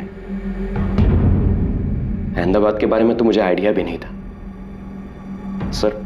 उनके जाने के बाद उन्होंने मुझे कभी फोन नहीं किया सर। मेरे अलावा कोई और भी है जो उनकी मदद कर रहा था, और उसी से ये अहमदाबाद वाली बात बाहर निकली होगी, जिसके बाद दोनों मारे गए। तुम्हें पता है सोनल के पापा और भाई ने उन दोनों को मारा है, तो आधी कहानी बताने का कोई मतलब नहीं बनता शरद। कैसे मारा? सर कैसे ये तो मुझे नहीं पता, लेकिन मुझे भी लगता है कि उन्होंने ही मारा होगा। सर स्कूटर के चक्कर में आपने ही उन्हें बताया कि वो दिल्ली में नहीं सूरत में है। असल में आप लोगों ने जयेश और सोनल की जान खतरे में डाल दी। सर सोनल के पापा बहुत बड़े आदमी हैं, उन्होंने ही दोनों को मार डाला, तो मुझे भी मार डालेंगे सर। प्लीज प्लीज मुझे बचाइए। हमने सोनल के घर वालों को बताया कि वो दिल्ली में नहीं सूरत में है। इसी से देवांग पटेल और योगेश ने उनका पता लगाया और उन दोनों को मार डाला। सर हमने तो सिर्फ इतना बताया था कि फोन सूरत से आया था। अब वो दोनों अहमदाबाद में किसी शेखर भाटिया के वहाँ छुपे बैठे, ये तो हमें भी नहीं पता था। और सर वैसे भी अगर देवांग पटेल को सोनल को मरवाना ही था तो उसे कॉल रिकॉर्ड चेक करके भी पता चल सकता था। कॉल रिकॉर्ड्स निकलवाने में वक्त लगता, तब तक सोनल और जयेश को बचने का मौका मिल जाता। नहीं सर, मुझे नहीं लगता। हमने सूरत कहा था, अहमदाबाद के बारे में कैसे पता चला? सर मेरी सोनल की फ्रेंड नताशा से बात हुई, उसने बताया कि सोनल के भाई योगेश ने उसे डरा धमकाकर ये उगलवा लिया कि सोनल और जयेश अहमदाबाद में छिपे थे। और योगेश ने ये तब पूछा जब हमने उन्हें बताया कि सोनल ने फोन दिल्ली से नहीं बल्कि सूरत से किया था। सोनल और योगेश हमारी वजह से मारे गए। नताशा, क्या सोनल के भाई और पापा ने किसी को भेजा था उनका मर्डर करने के लिए? पता नहीं सर, लेकिन जब पता चला कि सोनल ने फोन दिल्ली नहीं बल्कि सूरत से किया था तो योगेश भैया कॉलेज आए थे मुझसे बात करने, और वो बहुत दबाव डालने लगे मुझ पे। नताशा को ये सब के बारे में बिल्कुल भी नहीं पता था कि सोनल और जयेश के साथ ऐसा भी कुछ हो जाएगा। नताशा हम उन्हें कुछ नहीं करेंगे, तुम सिर्फ इतना बताओ कि सोनल है कहाँ। देखो सोनल स्मार्ट है पर इतनी नहीं कि अकेले ही सब कुछ करा। कौन हेल्प कर रहा है उनकी? देखो अगर सोनल को कुछ भी हुआ ना तो तुम भी प्रॉब्लम में आ जाओगी, इसलिए बताओ कहाँ है वो? वो अहमदाबाद में है। अहमदाबाद में कहाँ है? नहीं पता भैया, पर इतना ही बताया था कि उन्हें अहमदाबाद में छुपने के लिए एक सेफ जगह मिल गई है। हाँ यार मैंने सब कुछ सोच लिया है। पर तुम दोनों जाओगे कहाँ और रहोगे कहाँ? अहमदाबाद में। अहमदाबाद में कहाँ? है एक जगह जयेश ने ढूंढी है। पर सोनल उसके बाद का क्या? कब तक भागते रहोगे तुम दोनों ऐसे? इतने पैसे तो लेकर जाएंगे ही कि कुछ दिन और कुछ महीनों तक चुपके रह सके। और इतने पैसे आएंगे कहाँ से? पापा के ऑफिस से। अरे नहीं नहीं नहीं, वो 10 लाख को रख लो, नहीं तो पता चला एक साथ पेमेंट लेने के चक्कर में ये 10 बिक है और महीनों तक चक्कर काटते रहेंगे हम। और सुनो, आज और कल जो है मैं वो साइट पे रहूंगा, तो ये पैसे जो है वो केबिन में रखवा देना, ठीक है? कल 17 अक्टूबर है। मैं पापा के ऑफिस से 10 लाख उठाऊंगी, उसके बाद मैं और जयेश यहाँ से दूर भाग जाएंगे और शादी करके अपना घर बनाएंगे। मुझे बहुत गिल्ट फील हो रहा है, मेरी वजह से योगेश भैया को पता चला कि वो दोनों अहमदाबाद में है। क्या तुम्हारे अलावा भी किसी को पता था कि वो दोनों अहमदाबाद में? नताशा, इस पूरी प्लानिंग में कोई और भी था उनके साथ? मुझे नहीं पता मैम, मुझे तो बस उतना ही पता है जितना सोनल ने मुझे बताया था। साहब, आप देवांग और उसके बेटे को खाली उठाना मत, उनको खूब तोड़ना, खूब मारना उनको। उन्होंने मेरे बेटे को मारा है। अगर उन्हें सजा देनी ही थी तो अपनी बेटी को देते, हमारे बेटे को क्यों मारा? उदय जी, दामिनी जी, अभी हमारे पास कोई ठोस सबूत नहीं है कि देवांग भाई और उनके बेटे ने ही सोनल और जयेश को मारा है। हम पूछताछ कर रहे हैं। अभी हमें सिर्फ इतना पता चला है कि सोनल और जयेश अहमदाबाद में कहाँ रहते थे। हम हर एक पहलू पे नजर रखे हुए हैं। जयेश को इंसाफ मिलेगा, सोनल को भी। सर, मुझे लगता है मुझसे बहुत बड़ी गलती हो गई। आप सही कह रहे थे, दोनों बालिके अपनी जिंदगी जीना चाहते हैं, जीने दो। मैंने फिजूल में इस केस को खोदा। पारुल, अब ये सोचने का कोई फायदा नहीं कि हमें क्या करना चाहिए था, क्या नहीं। हम सिर्फ इतना पता करना चाहते थे कि जयेश और सोनल सेफ हैं या नहीं, और शायद हमारी इसी कोशिश ने उन्हें खतरे में डाल दिया और कातिल उन तक पहुंच गया। सर, हमें किसी भी हाल में दोनों को न्याय दिलवाना चाहिए। जयेश के दोस्त भरत राणा को उठा लो, उसके बाद शेखर भाटिया को, उसके बाद अमित दवे और भावना राठौर को भी। हमें असली कातिल तक पहुंचना है, और उन सब लोगों तक भी पहुंचना है जिन्होंने किसी भी तरह से सोनल और जयेश का कत्ल करने में कातिल की मदद की।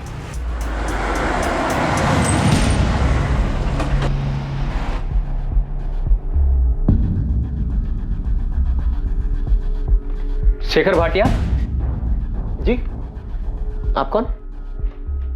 शेखर जी, राजकोट में पुलिस आपको ढूंढ रही है। क्यों, किस लिए? सोनल पटेल और जयेश परमार के लिए।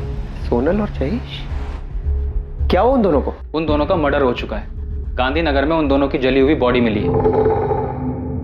क्या?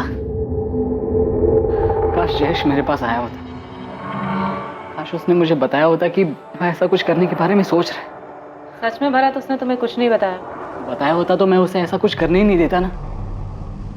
मैडम, जयेश अपनी माँ बाप की इकलौती औलाद था। मेरी तरह बहुत गरीब परिवार से था। उसके माँ बाप ने कितने सपने देखे थे उसके लिए। पढ़ाई में अच्छा था, ये बनना चाहता था। यानी सब क्या? भरत, हम सिर्फ ये जानना चाहते हैं कि सोनल और जयेश शेखर भाटिया तक कैसे पहुंचे, और अगर सोनल के भाई और बाप ने उन दोनों का मर्डर किया है तो वो उन दोनों तक कैसे पहुंचे और उन दोनों को कैसे मारा। आप बताइए, मैं आपकी मदद कैसे करूं जबकि मुझे कुछ भी नहीं पता है सिवाय इसके कि वो मेरा अच्छा दोस्त था। मुझे तो उस पर दुख कम गुस्सा ज्यादा आ रहा है। फाइनल ईयर में था, ये बन जाता अगले साल तक। पूरी लाइफ पड़ी थी उसके सामने, लेकिन नहीं, शादी और प्यार का भूत सवार हो गया। भरत, अब जो हो चुका उससे बदला नहीं जा सकता। तुम हमें बस। मैडम, मैं भी आपसे यही कह रहा हूँ कि जो हुआ है उसके बारे में मुझे कुछ नहीं पता है। मुझे तो ये समझ में नहीं आ रहा है कि मैं उसके माँ बाप को कैसे समझाऊं। वो बार बार मुझे एक ही बात बोले जा रहा है कि तू तो उसका अच्छा दोस्त था, तूने क्यों नहीं समझाया उसे। अब मैडम, मैं उसे कैसे समझाता, क्योंकि जयेश ने मुझे कुछ बताया नहीं इसके बारे में। अगर बताया होता ना तो उसको 2 थप्पड़ लगा देता, सारा ये प्यार और शादी का भूत उतार देता। भरत,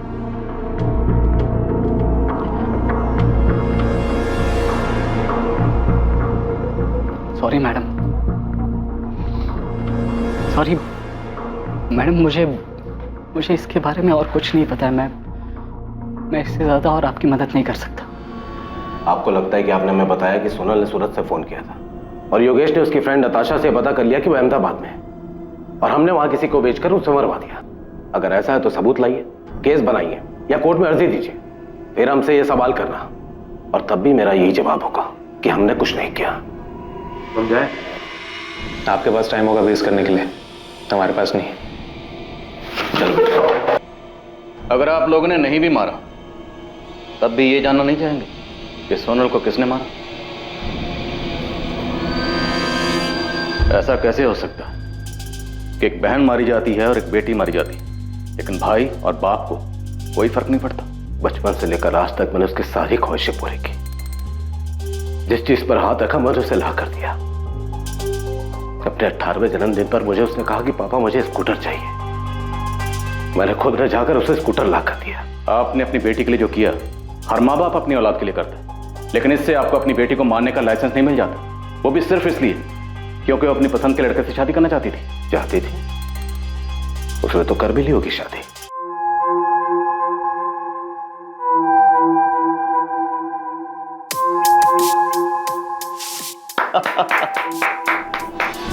हम उसे सिर्फ इसलिए ढूंढ रहे थे ताकि उसे ये बोल सकें कि उसने जो कुछ किया है ठीक है। अब उसे हमसे ऐसे भागने की या छिपने की कोई जरूरत नहीं। और आप लोगों को लगता है कि मैं आप लोगों की इन बातों पे यकीन कर रहा हूं क्योंकि इसके अलावा आपके पास और कोई चॉइस नहीं है। वरना साबित करो कि सोनल और जयेश को हमने मारा है।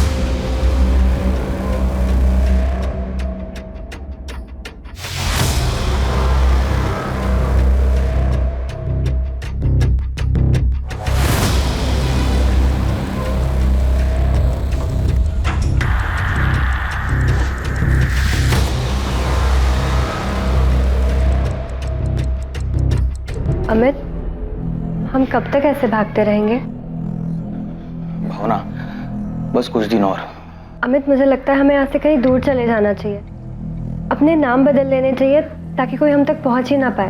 अगर जरूरत पड़ी ना तो वो भी करेंगे, लेकिन अभी के लिए यहाँ पर थोड़ा रुकते हैं, थोड़ा आराम करते हैं, उसके बाद आगे की सोचते हैं।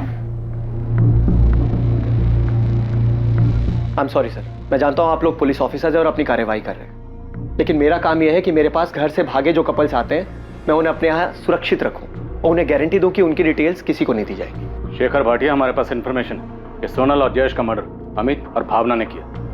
मुमकिन है सोनल के पिता को पता चल गया होगा कि वो दोनों यहाँ हैं और उन्होंने अमित के जरिए दोनों का मर्डर करवा दिया। ये कैसी बात कर रहे हैं आप ऑफिसर? It's not possible. आपको समझना चाहिए कि अमित और भावना खुद अपने घर वालों से जान बचाकर छुपते हुए मेरे पास आए थे, तो वो अपने ही जैसे घर से भागे कपल ये सोनल और जयेश को क्यों मारेंगे? और सच्चाई ये है कि सोनल और जयेश खुद जान बचाकर मेरे पास आए थे।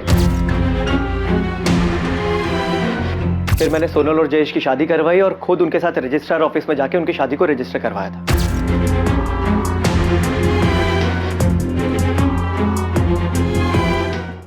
सर 19 अक्टूबर से 2 नवंबर पूरे 2 हफ्ते वो यहीं पर मेरे दिए रूम में रहे, और जब वो यहाँ से जाने लगे तो मैंने उनसे पूछा भी था कि क्या उन्हें पूरा यकीन है कि यहाँ से बाहर जाकर वो लोग सेफ रहेंगे, क्योंकि पता नहीं क्यों मुझे उनके लिए डर था।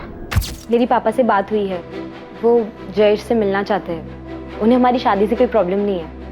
भैया हम यही तो चाहते थे कि सोनल के घर वाले हमें एक्सेप्ट कर ले। सोनल के पापा का इतनी जल्दी तुम्हारे रिश्ते को एक्सेप्ट करना बहुत अजीब लग रहा है मुझे। भैया वो मेरे पापा हैं। बिल्कुल सोनल, वो तुम्हारे पापा हैं, इसीलिए कह रहा हूँ। मैंने बहुत से केसेस में देखा है कि देखो, मैं नहीं चाहता तुम दोनों के साथ कुछ भी ऊंच नीच हो। भैया मैं आपका डर समझ सकता हूँ, लेकिन आप चिंता मत करो, ऐसा कुछ भी नहीं होगा। आप हमें जाने दो, और आपने हमारे लिए जो कुछ भी किया है हम वो कभी नहीं भूल पाएंगे। हाँ भैया, और अब तो पापा और भैया दोनों मान गए हैं, वो जयेश को एक्सेप्ट करने के लिए तैयार है, तो हमें जाना चाहिए। मुझे डर था कि वो लोग गलती कर रहे हैं, फिर भी मैं उन्हें रोक नहीं पाया, और मेरा डर सच साबित हुआ। ये सोनल और जयेश का मैरिज सर्टिफिकेट है। मैं इसे सोनल के घर पे भेजने ही वाला था, लेकिन उससे पहले ही आपके आदमी ने आके मुझे बताया कि उन दोनों का मर्डर हो गया है। ऑफिसर, मुझे सोनल और जयेश के लिए बहुत बुरा लग रहा है कि मैंने उन दोनों को यहाँ से क्यों जाने दिया। सोनल और जयेश आपके पास कैसे आए थे? जयेश ने मुझे फोन किया था राजकोट से, शायद भागने से 1 हफ्ता पहले। अगर जयेश ने आपको फोन किया था तो जयेश के कॉल रिकॉर्ड में हमें आपका नंबर क्यों नहीं दिखा? सर जयेश ने बहुत जबरदस्त प्लानिंग की हुई थी, और मुझे पूरा यकीन है कि उसने मुझे मोबाइल से नहीं बल्कि पीसीओ से फोन किया होगा। हमें कुछ दिनों के लिए छुपकर रहने के लिए एक जगह चाहिए थी, क्या आप हमारे लिए कुछ कर सकते हैं? जयेश कहाँ से बात कर रहे हैं? जी सर, मैं राजकोट से बोल रहा हूँ। मैं और सोनल एक दूसरे से बहुत प्यार करते हैं और हम शादी करना चाहते हैं, लेकिन हमारी फैमिलीज हमारे अगेंस्ट है। क्या आप हमारी मदद कर सकते हैं सर? हाँ जयेश, मैं मदद कर सकता हूँ तुम्हारी, लेकिन उससे पहले तुम्हें मुझे अपनी उम्र बतानी होगी। सर हम दोनों बालिग हैं, मैं 21 साल का और सोनल 20 साल की है। जयेश सिर्फ बोलने से नहीं चलेगा, तुम्हें मुझे अपना एज प्रूफ देना होगा। तो तुम दोनों में से किसकी फैमिली अगेंस्ट है? मेरी। हम पहले सूरत गए, फिर वहां से सोनल ने अपने पापा को फोन किया। मैंने उनसे कहा कि मैं दिल्ली में हूँ। और जयेश तुम्हारी फैमिली? सर मेरी फैमिली को ऐसी कोई प्रॉब्लम नहीं है, वो लोग अगेंस्ट सिर्फ इसलिए क्योंकि सोनल की फैमिली ने मुझे रिजेक्ट कर दिया। मेरे पूछने का मतलब ये है कि तुमने क्या अपनी फैमिली को झूठ बोला है? उनके हिसाब से इस वक्त तुम कहाँ हो? सर मैंने उन्हें सच झूठ कुछ नहीं बताया, उनके हिसाब से मैं अभी हॉस्टल में हूँ, लेकिन कॉलेज में मैंने लीव एप्लीकेशन दिया। ठीक है, मैंने कल 11 बजे का टाइम ले लिया है रजिस्ट्रार ऑफिस में, कल तुम दोनों की शादी हो जाएगी। सर मैं पूरे यकीन से कह सकता हूँ कि उन दोनों को सोनल की फैमिली नहीं मारा है, क्योंकि मैंने ऐसे बहुत से केसेस में देखा है कि घर वाले लड़का लड़की को झूठ बोल के घर बुलाते हैं और उसके बाद उन्हें मार देते हैं। पर सोनल की अपनी फैमिली से बात कैसे हुई? क्योंकि सोनल के माँ बाप भाई बहन यहाँ तक कि उनके लैंडलाइन पर अहमदाबाद से ना कोई फोन आया ना गया। उन दोनों के पास कोई फोन था? जी नहीं, मेरी जानकारी में तो नहीं। दरअसल सर, सोनल और जयेश इन दोनों ने बहुत जबरदस्त प्लानिंग की हुई। मतलब पहले घर से भागना, फिर सूरत जाना और घर पे फोन करके बोलना कि वो लोग दिल्ली में हैं और उसके बाद मेरे पास आना। मतलब मैंने इन दोनों के जैसे और भी कई कपल्स देखे हैं जो घर से भागते हैं, लेकिन जैसी प्लानिंग सोनल और जयेश ने की थी उसे देखकर मैं भी हैरान था। और शेखर भाटिया, सवाल यह है कि सोनल की अपनी फैमिली से बात कब और कैसे हुई?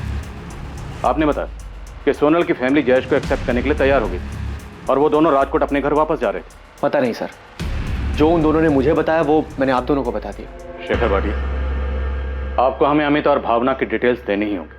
आप प्लीज मेरा यकीन कीजिए ऑफिसर, अमित और भावना सोनल और जयेश का मर्डर नहीं कर सकते। जिस दिन सोनल और जयेश यहाँ से गए हैं, ठीक उसके अगले ही दिन वो दोनों भी यहाँ से चले गए थे। अगर तुम ऐसे डिटेल्स नहीं दोगे तो हम मजिस्ट्रेट का ऑर्डर लेकर आएंगे और हम नहीं चाहते कि हम ऐसा करें। आप अच्छे इंसान हैं, अच्छा काम करें, हम भी अपना काम करें।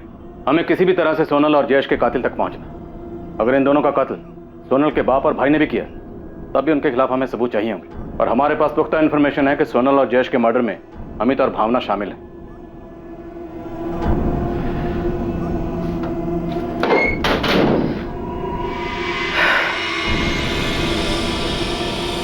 ये लीजिए, इसमें उन दोनों का भावनगर का एड्रेस है जहां उनकी फैमिलीज रहती है। लेकिन मेरी आप लोगों से रिक्वेस्ट है कि प्लीज इन दोनों के बारे में इनकी फैमिलीज को नहीं पता चलना चाहिए, वरना इनके साथ भी वही होगा जो सोनल और जयेश के साथ हुआ। सर, राजकोट में बैठे जयेश को शेखर भाटिया के बारे में कैसे पता चला कि उनकी मदद कर सकता है? इस शेखर भाटिया की ना कोई वेबसाइट है, ना ऑफिस है, ना कोई प्रचार है। फिर कोई तो था जो उनकी मदद कर रहा था। इतनी प्लानिंग कि सूरत जाएंगे और दिल्ली बताएंगे, मोबाइल फोन यूज नहीं करेंगे और फिर शेखर को कांटेक्ट करना। रुपेश, हम कुछ तो मिस कर रहे हैं। सोनल और जयेश के लिए हम जिम्मेदार हैं। हमसे ही सोनल के पापा और भाई को पता चला कि फोन दिल्ली से नहीं सूरत से आया था। नहीं सर, आप फिजूल में अपने आप को जिम्मेदार ठहरा रहे हैं। मुझे लगता है ये सारा प्लान पहले ही बन चुका था। उनके घर से भागने के बाद ही उनका मर्डर, सब कुछ। सर, मुझे ये समझ में नहीं आ रहा है सोनल ने अहमदाबाद से अपने पापा के साथ कब और कैसे बात की? शरद राजपूत ये सामने से कबूल करने आया था। कहीं इंफॉर्मेशन के नाम पर इसने हमें घुमा तो नहीं दी? मैं आपको घुमाऊंगा? तुम्हारी बहन जैसी सोनल को तूने 10 लाख लेके जाने दी, पर ये नहीं पूछा कि कहाँ जा रही है? मैंने नहीं पूछा सर, क्योंकि मैं ऐसी बात जानना ही नहीं चाहता था जो मुझे मजबूरी में किसी को बतानी पड़े, जिसकी वजह से सोनल मुसीबत में आ पड़े। जयेश परमार अहमदाबाद के शेखर भाटिया को कैसे जानता था? मैं किसी शेखर भाटिया को नहीं जानता।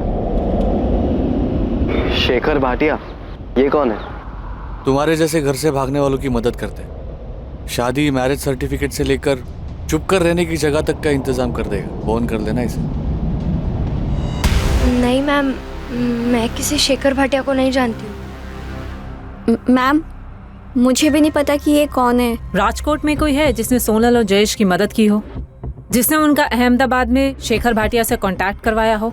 मैम, वो एक्चुअली सोनल अपनी भाभी प्रिया से बहुत क्लोज थी और वो उनसे सब शेयर करती थी।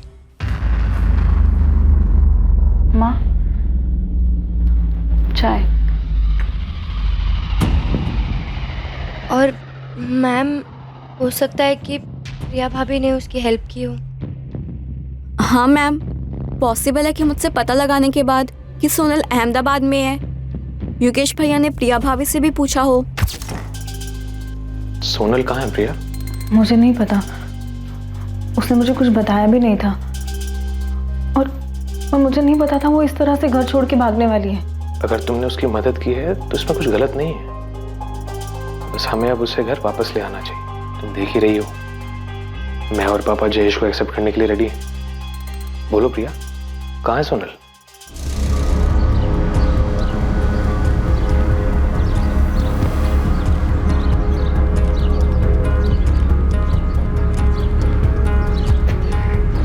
प्रिया, गाड़ी में बैठो। इस बार बातचीत थोड़ी लंबी चलेगी। सेठ, अंदर आ जाओ। हाँ। सेठ, आज सुबह पुलिस वाले मुझे पूछताछ के लिए लेके गए थे। 36 तरीके से 36 सवाल पूछा उन्होंने। ये भी पूछा कि आपके और योगेश के पास कोई दूसरा नंबर है क्या। और सेठ, मुझे नंबर देना पड़ा, वरना वो लोग मुझे छोड़ते ही नहीं। भीखा भाई जी, आप मेरे सबसे ईमानदार आदमी हो। जी सेठ, आपको कोई शक है? नहीं नहीं, शरद पे मुझे गुस्सा नहीं है, उसने जो किया सो किया। पर इस बात का दुख है कि जब सोनल यहां पर आई थी तभी आपको मुझे फोन करके बता देना चाहिए था। मुझे कैसे पता होता सोनल बेबी ये सब करेगी? वो आपकी लाडली भी थी। अगर उसने कहा कि उसे आराम करना है, केबिन खोल दो, तो मैं मना कैसे कर सकता सेठ?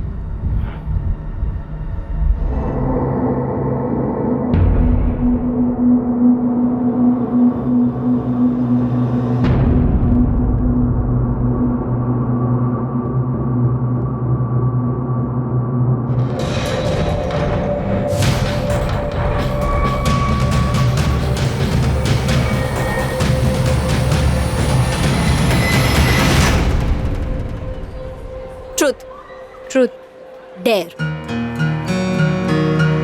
ओह डेयर। तुझे वो जो रेड चेक शर्ट में लड़का दिख रहा है, तुझे उसके टेबल पर जाना है। वहाँ पर जाकर उसकी कोल्ड ड्रिंक पीनी है, समोसा खाना है, उसका नाम और फोन नंबर लेकर आना है, फिर वापस यहाँ आकर उसको फोन करना है। ये कोई डेयर नहीं है, ये तो एक पूरा चैप्टर है। बस सोनल रहने दे, हमें पता था कि एक तो तू खुद डेर लेगी, फिर तुझे कुछ नहीं होगा। ठीक है, ये भी कर लेती हूँ। Let's see.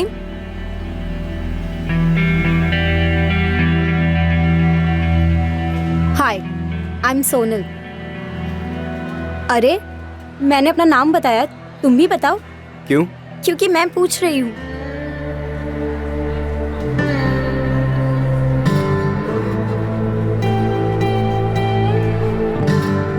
एक्सक्यूज मी, क्या चल रहा है ये सब? समोसा तो बहुत टेस्टी है।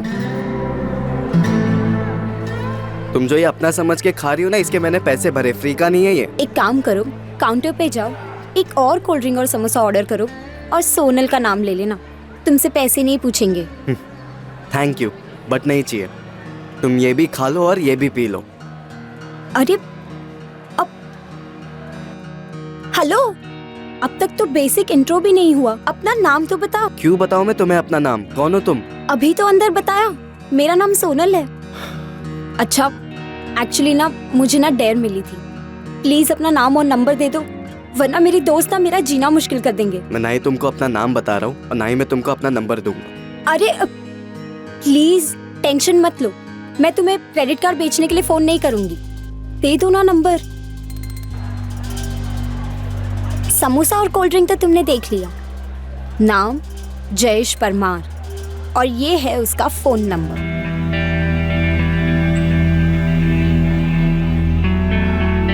हाय हाय बाय। कितना इंसल्ट। Hello hi hello.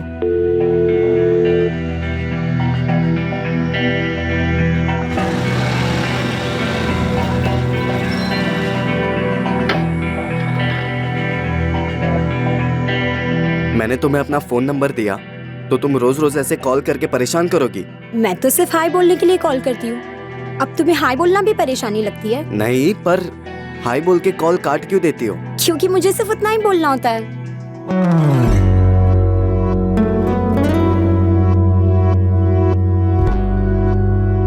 ओह, तो तुम्हें भी कुछ बोलना होता है?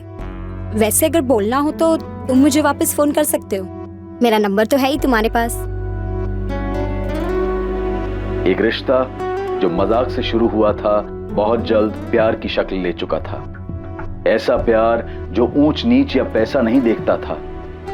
उन दोनों ने ये फैसला कर लिया था कि चाहे कुछ भी हो जाए वो दोनों एक दूसरे से अलग नहीं होंगे। मैंने सोनल और जयेश की भागने में बिल्कुल मदद नहीं की थी, और अब लगता है कि काश कर दी होती। रिया, तुम अब भी उनकी मदद कर सकती है, ये बताकर कि तुम्हारे पति योगेश और तुम्हारे ससुर देवांग पटेल ने उन दोनों को कैसे मारा और उन दोनों तक कैसे पहुंचे वो। उन्होंने ऐसा कुछ भी नहीं किया मैम, उन्होंने नहीं मारा है। रिया, जुर्म छुपाना भी एक बहुत बड़ा जुर्म है।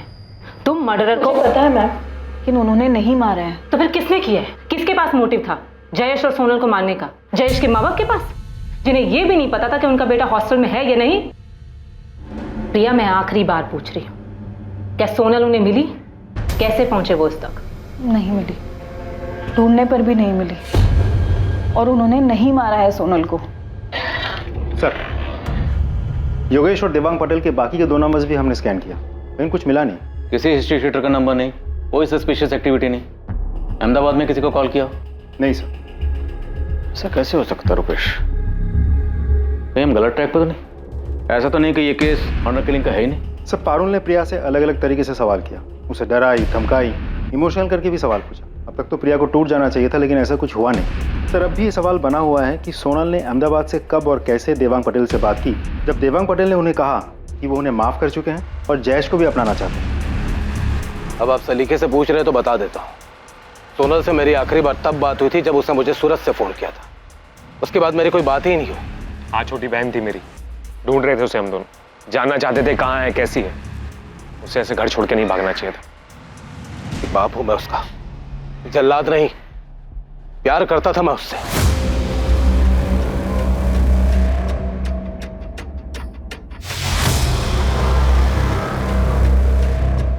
सर, शमशेर का फोन आया था। उसने भावनगर में अमित के किसी दोस्त के जरिए अमित दवे और भावना राठौड़ का पता लगा लिया है। कहाँ है वो दोनों? अहमदाबाद के किसी लॉज में छुपे बैठे हैं। क्या सोनल और जयेश की हत्या वाकई इतनी सफाई से की गई थी कि पुलिस को उनके हत्यारे के खिलाफ कोई सबूत नहीं मिलने वाला था? क्या अमित और भावना इस हत्याकांड की सच्चाई को रोशनी में लाने वाले थे? क्या उन दोनों ने ही सोनल और जयेश के कत्ल की साजिश रची थी? सर, हम दोनों बालिग हैं और हमने अपनी मर्जी से शादी की है। सर, आप अगर हमें हमारे घर वालों के पास भेज देंगे तो वो हमें पक्का मार देंगे। तो खुद को बचाने के लिए तुम लोगों ने सोनल और जयेश को मारा, ताकि जब जली हुई लाशें मिले तो सबको यही लगे कि तुम लोग मर गए और उसके बाद तुम लोग आजाद हो जाओ। यही प्लान बनाया था ना तुम दोनों ने? ये आपको किसने बताया? ये छोड़, आगे बोल। ये आपको राशि ने बताया? जिसने भी बताया हो, प्लान तो तुम्हारा ही था ना? सर, आप उस राशि की बातों में आ गए। हम ऐसा क्यों करेंगे? बेचारे सोनल और जयेश भी हमारी तरफ अपने पापा के डर से अपने घर से ही भागे हुए थे सर। और हम सब, यहाँ तक कि राशि और उसके हस्बैंड रौनक भी शेखर भैया के घर पे अहमदाबाद में छुपे हुए थे, और हम सब ने साथ में मिलकर बहुत अच्छा टाइम बिताया सर। हम क्यों मारेंगे सोनल और जयेश को? उनकी तो नई नई शादी हुई थी, हमारी तरह वो भी बहुत खुश थे और हम सब अच्छे दोस्त बन गए थे। और सर, मुझे मालूम है आपको ये राशि नहीं बताया, क्योंकि मैंने राशि को बताया था। तो खुद को बचाने के लिए किसी को भी मार दोगे? ऐसा मैं नहीं, अमित कह रहा था। अरे यार, मैं तो मजाक कर रहा था यार। देखो, हम सब की हालत क्या है, हम ऐसा क्या करें कि हमारे घर वाले हमारा पीछा करना छोड़ दें। तो बस मैं ऐसे ही फालतू की आइडियाज फेंक रहा था यार। और मैंने कहीं पे देखा हुआ था कि 2 लोगों की लाश मिलती है और लोग उन्हें किसी और की समझ लेते हैं। तो तुमने सोचा तुम किन्हीं 2 लोगों को मार दोगे और तुम्हारे घर वाले सोचेंगे कि तुम और भावना मर गए? अरे यार, वो तो मैंने ऐसे ही बोला था यार। क्या मैं सच में ऐसा करूंगा? सर, मैंने ऐसे ही बोला था उसको, लेकिन राशि ने कुछ ज्यादा ही सोच लिया था, इसलिए आप लोगों को उसने बोला कि हमने सोनल और जयेश को। सर, सोनल और जयेश के मर्डर के बाद तो हम खुद डर गए थे। जैसे ही हमने नेट पे पढ़ा उनके मर्डर के बारे में, हमने अगले ही दिन शेखर भैया का रूम छोड़ दिया। फोन है तुम दोनों के पास? हाँ सर, हमने अहमदाबाद से प्रीपेड सिम कार्ड खरीदे थे। दोनों अपना नंबर दो। शेखर भाटिया, जिसने तुम लोगों को छुपने की जगह दी थी, उसने हमें बताया कि सोनल की अपने पापा से बात हुई थी। सोनल के पेरेंट्स जयेश को एक्सेप्ट करने के लिए राजी थे, इसलिए सोनल और जयेश राजकोट वापस जा रहे थे। जिस दिन उन दोनों का मर्डर हुआ उस दिन तुम दोनों वहीं थे। तुम लोग क्या जानते हो इस बारे में? सर, जहाँ तक मुझे पता है सोनल की अपने पापा से कोई बात नहीं हुई थी। तुम्हें पता है कि सोनल कहाँ जा रही थी? सर, मैं और अमित तब शेखर भैया के रूम पे ही रह रहे थे जब सोनल और जयेश वहाँ से गए। सोनल बता रही थी कि वो गांधीनगर शिफ्ट हो रहे हैं। एरिया का तो अभी पता नहीं, लेकिन गांधीनगर में ही कहीं लेंगे घर। अच्छा, अपना खुद का? खुद का तो अभी नहीं, देख रहे अभी फिलहाल रेंट पे, शायद बात चल रही है बस। गुड यार, all the best Sonal. Thanks यार, बस एक बार घर ले ले और सब कुछ सेट कर ले, फिर मैं तुम्हें फोन करती हूँ। आना तुम दोनों। बिल्कुल, पक्का आएंगे। सोनल और जयेश गांधीनगर में घर रेंट पे ले रहे थे? हाँ सर। कौन दिलवा रहा था? पता नहीं सर, सोनल और जयेश ज्यादा कुछ बताते नहीं थे। सर, कोई तो था जो उन्हें वहाँ घर दिलवा रहा था। क्या? गांधीनगर में घर रेंट पे? मतलब वो राजकोट जा ही नहीं रहे थे? जी शेखर जी, ये अमित और भावना से अभी अभी हमें पता चला है। इसका मतलब उन दोनों ने मुझसे भी झूठ बोला। पर क्यों? शेखर जी, क्या आप हमें बता सकते हैं कि वो कौन है जो उन्हें गांधीनगर में घर दिलवा रहा था? नहीं सर, इस बारे में तो मुझे कोई आइडिया नहीं है। बल्कि अगर मुझे पहले से पता होता तो मैं खुद वहां जाकर चेक करता कि वहां सब ठीक है कि नहीं। उन्हें इस तरह से अपनी जिंदगी खतरे में नहीं डालने देता सर। एक मिनट भावना, तुमने अभी कहा कि वो गांधीनगर में शिफ्ट करने के बाद तुम्हें कॉल करने वाली थी। बस एक बार घर ले ले और सब कुछ सेट कर ले, फिर मैं तुम्हें फ़ोन करती। हाँ, उसने कहा था वो कॉल करेगी। और अगले दिन 3 नवंबर को जब हम शेखर भैया का रूम छोड़ के जा रहे थे, मैंने उसे कॉल भी किया था, पर उसका फ़ोन स्विच ऑफ आ रहा था। और अगले दिन पता चला कि उन दोनों का मर्डर हो गया। सोनल का फोन स्विच ऑफ आ रहा था? सोनल के पास फोन था? सोनल और जयेश दोनों अपना फोन राजकोट में ही छोड़कर गए थे? नहीं सर, फोन था। वो दोनों एक ही फोन यूज कर रहे थे। सोनल और जयेश का अहमदाबाद का फोन नंबर पुलिस को एक बड़ी सफलता दिलाने वाला था।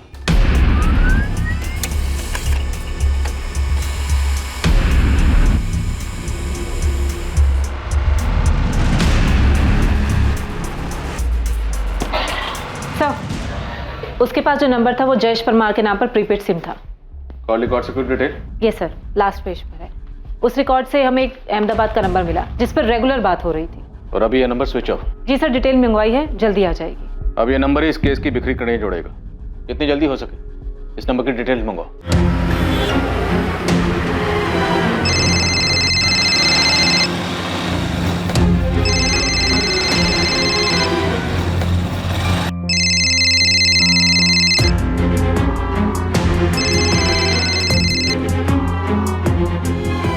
भरत राणा, तेरी सब इंस्पेक्टर रुपेश से फोन पे बात हुई थी। उसके बाद तू मुझसे भी मिला था। हाँ, वो जयेश के बारे में ना। फिर तूने हमें ये क्यों नहीं बताया कि जयेश ने अहमदाबाद आने के बाद अपने और सोनल के लिए एक प्रीपेड नंबर लिया था और तेरे पास भी अहमदाबाद का दूसरा नंबर था जिससे तू हर रोज जयेश से बात करता था। तुझे क्या लगा हम यहाँ तक पहुंच नहीं पाएंगे? पर हम पहुंच गए। अब तू सोच कि तू कहाँ पहुंचेगा।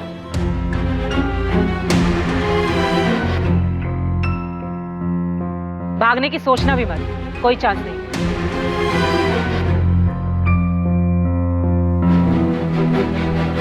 एक्टिविस्ट है ये, तुम्हारे जैसे घर से भागने वालों की मदद करता है। ये शादी, मैरिज सर्टिफिकेट से लेकर छुप कर रहने की जगह तक का इंतजाम कर देगा। फोन कर लेना इसे। Thank you Bharat. अबे थैंक यू क्यों बोल रहा है? बचपन का दोस्त हूं मैं तेरा, तेरे काम नहीं आऊंगा। जब जयेश परमार के पिता ने सोनल के घर वालों से बात करने से मना कर दिया, जब सोनल के घर वालों ने जयेश से मिलने तक से मना कर दिया, तब सोनल और जयेश ने घर से भाग जाने का प्लान बनाया। और तब जयेश ने तय किया कि वो अपने बचपन के दोस्त भरत राणा से बात करेगा और सोनल के साथ भागने में भरत की मदद लेगा। यार जयेश, ये घर से भागना, शादी करना और आगे लाइफ में सेटल होने के लिए, और उससे भी ज्यादा इंपॉर्टेंट है कि वो सोनल के पापा तुम दोनों तक ना पहुंचे ना, इन सब के लिए बहुत सारे पैसे लगेंगे। मुझे पता है जयेश, लेकिन अभी फिलहाल के लिए टेंशन नहीं है। सोनल कह रही है कि उसके पास पैसे हैं, उसने अपने पॉकेट मनी से सेव किए। तू पॉकेट मनी के भरोसे घर से भाग रहा है? नहीं यार, लेकिन सोनल पैसे अरेंज कर लेगी। अरे भाई, कितना कर लेगी? कितना तो नहीं पता, लेकिन 2-4 लाख तो कर ही लेगी वो। सही है, क्योंकि लाखों की जरूरत पड़ेगी हमें। यार भरत भाई, एक हेल्प कर देना, रेंट पे घर दिला दे प्लीज। तू टेंशन मत ले, मैं सब अरेंज करवा दूंगा। तूने शेखर भाटिया को फोन किया? हाँ, उसने कहा कि जब भी आना हो आ जाना। गुड। अब मेरी बात ध्यान से सुनना। अपना और सोनल का फोन राजकोट में स्विच ऑफ करके उसका सिम कार्ड निकाल के फेंक देना। फिर उसके बाद सीधा अहमदाबाद आने के बजाय पहले सूरत जाना। वहां से सोनल के घर वालों को फोन करके बोलना कि तुम लोग दिल्ली में हो। लेकिन क्यों? सोनल के घर वालों को कुछ बताने की जरूरत ही नहीं है, इसलिए तो भागना पड़ रहा है हमें। अभी भागना नहीं पड़ेगा, इसके लिए तो उन्हें बताने की जरूरत है। अगर सोनल के घर वाले उसे ढूंढने निकले तो वो लोग पहले दिल्ली जाएंगे, नंबर भी ट्रेस कर लिया तो वो लोग सूरत जाएंगे। वो सोच ही नहीं पाएंगे कि तुम लोग अहमदाबाद में हो। अच्छा, ये सही है, तो फिर हम ऐसा ही करेंगे। भाई सब ठीक तरीके से करना है ना, तो उसके लिए प्रॉपर प्लानिंग और पैसों की जरूरत पड़ती है। प्लान मैं बनाता हूँ, तो पैसे का देख। वो 5 लाख का इंतजाम हुआ? हाँ, वो हो जाएगा, इसलिए हम कल ही भाग जाएंगे। सोनल कह रही थी कि उसके पास 10 लाख है। 10 लाख? हाँ, वो कह रही कि वो 10 लाख रुपए लेकर आएगी। चल, फिर तो टेंशन ही खत्म। सोनल और जयेश को अंदाजा भी नहीं था कि घर से भागने के उनके प्लान के अलावा एक और प्लान बना था, उन्हें लूटने का और शायद उन्हें मारने का भी।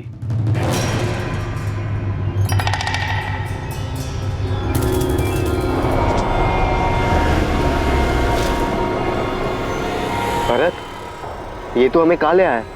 यहाँ पर मुझे कोई भी घर दिखाई नहीं दे रहा है। कैसे नहीं दिखाई दे रहा? कितना बड़ा घर है देख। यहाँ पे सिर्फ तुम दोनों ही रहोगे और कोई नहीं आएगा यहाँ।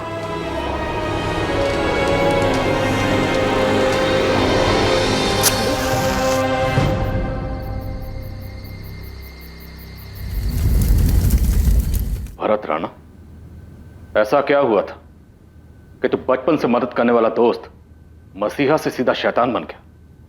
पैसे मिले थे दोनों को मारने के, किसने दिए? देवांग पटेल ने या योगेश ने? देवांग और योगेश ने लालच दिया था या फिर 10 लाख का लालच आ गया था जो सोना लेकर भागी थी? बोल क्यों मारा? किसके इशारे पर मारा? क्यों मारा दोनों को? सोनल और जयेश की हत्या की साजिश उनके घर छोड़कर भागने के प्लान के साथ ही रची गई थी। शेखर भाटिया भी इस साजिश का हिस्सा था, वो भी तब से जब जयेश अपने दोस्त भरत से मदद मांगने गया था। शेखर भाई लड़की बहुत मालदार पार्टी है, राजकोट की बहुत बड़ी फैमिली से। तो उन दोनों को यहाँ लेके आना, हेल्प की फीस 5 लाख बोल दे, उन दोनों को भी मैं यही रख दूंगा, पैसा आधा आधा कर लेंगे। नहीं भाई, लड़की बहुत बड़े घर की है, छोटी जगह में रह नहीं पाएगी, इसलिए तो जयेश को अलग से घर चाहिए रेंट पे। यहाँ लेकर आऊंगा तो बेकार में दिक्कत हो जाएगी। नहीं, अरे मैं कह रहा हूँ तू लेके तो आ, घर से भाग के आ रहे हैं, छुप के रहना पड़ेगा। ऐसे में कहाँ सब उनकी मर्जी से मिलने वाला है?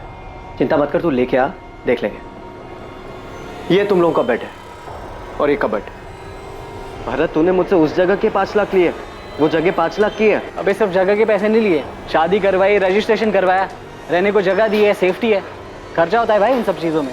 भरत देख, मुझे मत सिखा, मैं भी कॉमर्स स्टूडेंट हूँ, मुझे पता है कि कहाँ पर कितना पैसा खर्च हो सकता है। भरत भाई, हम ऐसे 10 लोगों के बीच में इतनी कम स्पेस में नहीं रह सकते। हम दोनों को अपना खुद का घर चाहिए। तो बड़े घर के लिए बड़ा पैसा लगता है, 5 लाख रुपए में यही मिल सकता है। लेकिन भरत, जब मैंने तुझसे बात की थी तब तूने मुझे कहा था कि इतने पैसों में आराम से एक घर मिल जाएगा रेंट पे, और थोड़ा और आगे जाएंगे तो 1 रूम किचन मिल जाएगा, वो भी खुद का। जयेश यार, मैंने तुझे शेखर भाई के साथ मेन सिटी में रखा है, अब ऊपर से तू बोल रहा है। सॉरी भरत, हम यहाँ पर नहीं रह पाएंगे। हाँ तो मेरी तरफ से भी सॉरी यार, क्योंकि 5 लाख रुपए में यही मिल सकता है। लेकिन तूने पहले तो कहा था कि हो जाएगा सब कुछ। हाँ तो मैं तो अब भी बोल रहा कि हो जाएगा, बस 5 लाख रुपए और चाहिए, सिंपल। भरत, तुझे पहले 5 लाख दिए, अब तुझे और 5 लाख चाहिए। खुद का घर मिलना इतना आसान नहीं है, एक तो तुम दोनों घर से भागे हो यार, सारे इंतजाम करने पड़ेंगे। सोनल अपने पिता के ऑफिस से 10 लाख चुरा कर लाने वाली है, ये जयेश ने भरत को पहले ही बता दिया था। इसलिए भरत के लिए दोस्त की मदद करने की बजाय ये एक झटके में बड़ी रकम कमाने का मौका बन गया था। अब क्या करना है? वो लोग तो जान खा रहे, बोल तो दिया कि गांधीनगर में घर दिखाऊंगा, लेकिन अब कहाँ लेके जाओ? अरे ले जा कहीं भी और छोड़ के वापस आ जा। कुछ तो करना पड़ेगा। तो राजकोट पुलिस का भी फोन आया था, सोनल का स्कूटर मिला है उन्हें। वो जयेश के माँ बाप का भी फोन आ रहा था। सुन, मेरा एक दोस्त है राजू, इन दोनों को उसके साथ गांधीनगर ले जा और वहां जाकर सल्टा दे। सल्टा दे मतलब मार डालू? हाँ, देखिए पैसे तो हमें मिल ही गए, बाकी के और 1-2 लाख जो होंगे वो भी हमारे हो जाएंगे। मार के जला देते हैं इन्हें, वैसे भी घर से भागे हुए हैं, किसी को कुछ पता नहीं चलेगा कि कहां गए। अरे ज्यादा सोच मत, मैं कह रहा हूं ना मार देते हैं, कहीं अगर पकड़े गए तो हमारे लिए लेने के देने हो जाएंगे। और तू बोल रहा था ना लड़की का बाप बड़ा आदमी है, छोड़ेगा नहीं हमें। आओ मिस्टर एक्टिविस्ट, अच्छी एक्टिविटी की तूने। बाहर से प्रोटेक्शन देने के नाम पर खुद ही लोगों की जान ले रहा था। इससे पहले ऐसे और कितने मजबूर लोगों को ठगा और मारा है तूने? किसी को नहीं सर, बस पहली बार हुआ ये, एक साथ इतने पैसे देखकर फिसल गया था मैं। 2 मासूम लोगों की जान ले ली, जान लेने के बाद उनको जला दिया और बोल रहा फिसल गया। रुपेश, दोनों की ऐसी कुटाई करना कि इनकी चीखें मेरे केबिन तक सुनाई दे। एक साला बचपन का दोस्त, सोशल एक्टिविस्ट, साला जान बचाने के नाम पर लोगों की जान लेता है। साथीदार कहाँ है? वो तीसरा साथीदार राजू कहाँ है?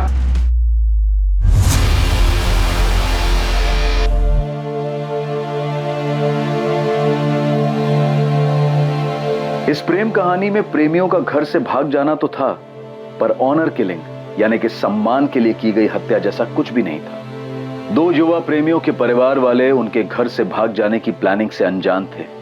अनजान थे इस बात से कि एक दोस्त ने पैसों के लालच में उनके बच्चों को मारने का प्लान बनाया था।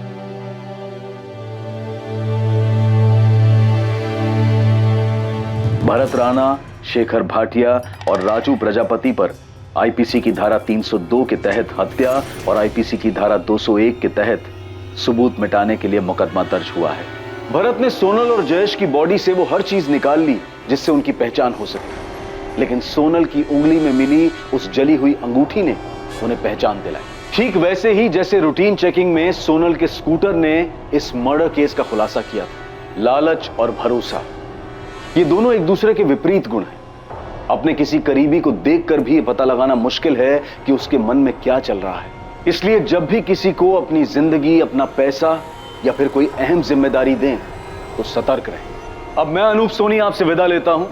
कल कौन बनेगा करोड़पति के करमवीर एपिसोड के बाद आपसे फिर मुलाकात होगी एक और नए केस के साथ। और याद रखें, क्राइम और आपके बीच में सिर्फ इतना फर्क है कि आप कितने सतर्क हैं। सतर्क रहें, सुरक्षित रहें। जय हिंद। क्राइम पेट्रोल्स के और भी दिलचस्प कहानी देखने के लिए हमारे चैनल को सब्सक्राइब करें और बेल आइकॉन दबाना न भूलें।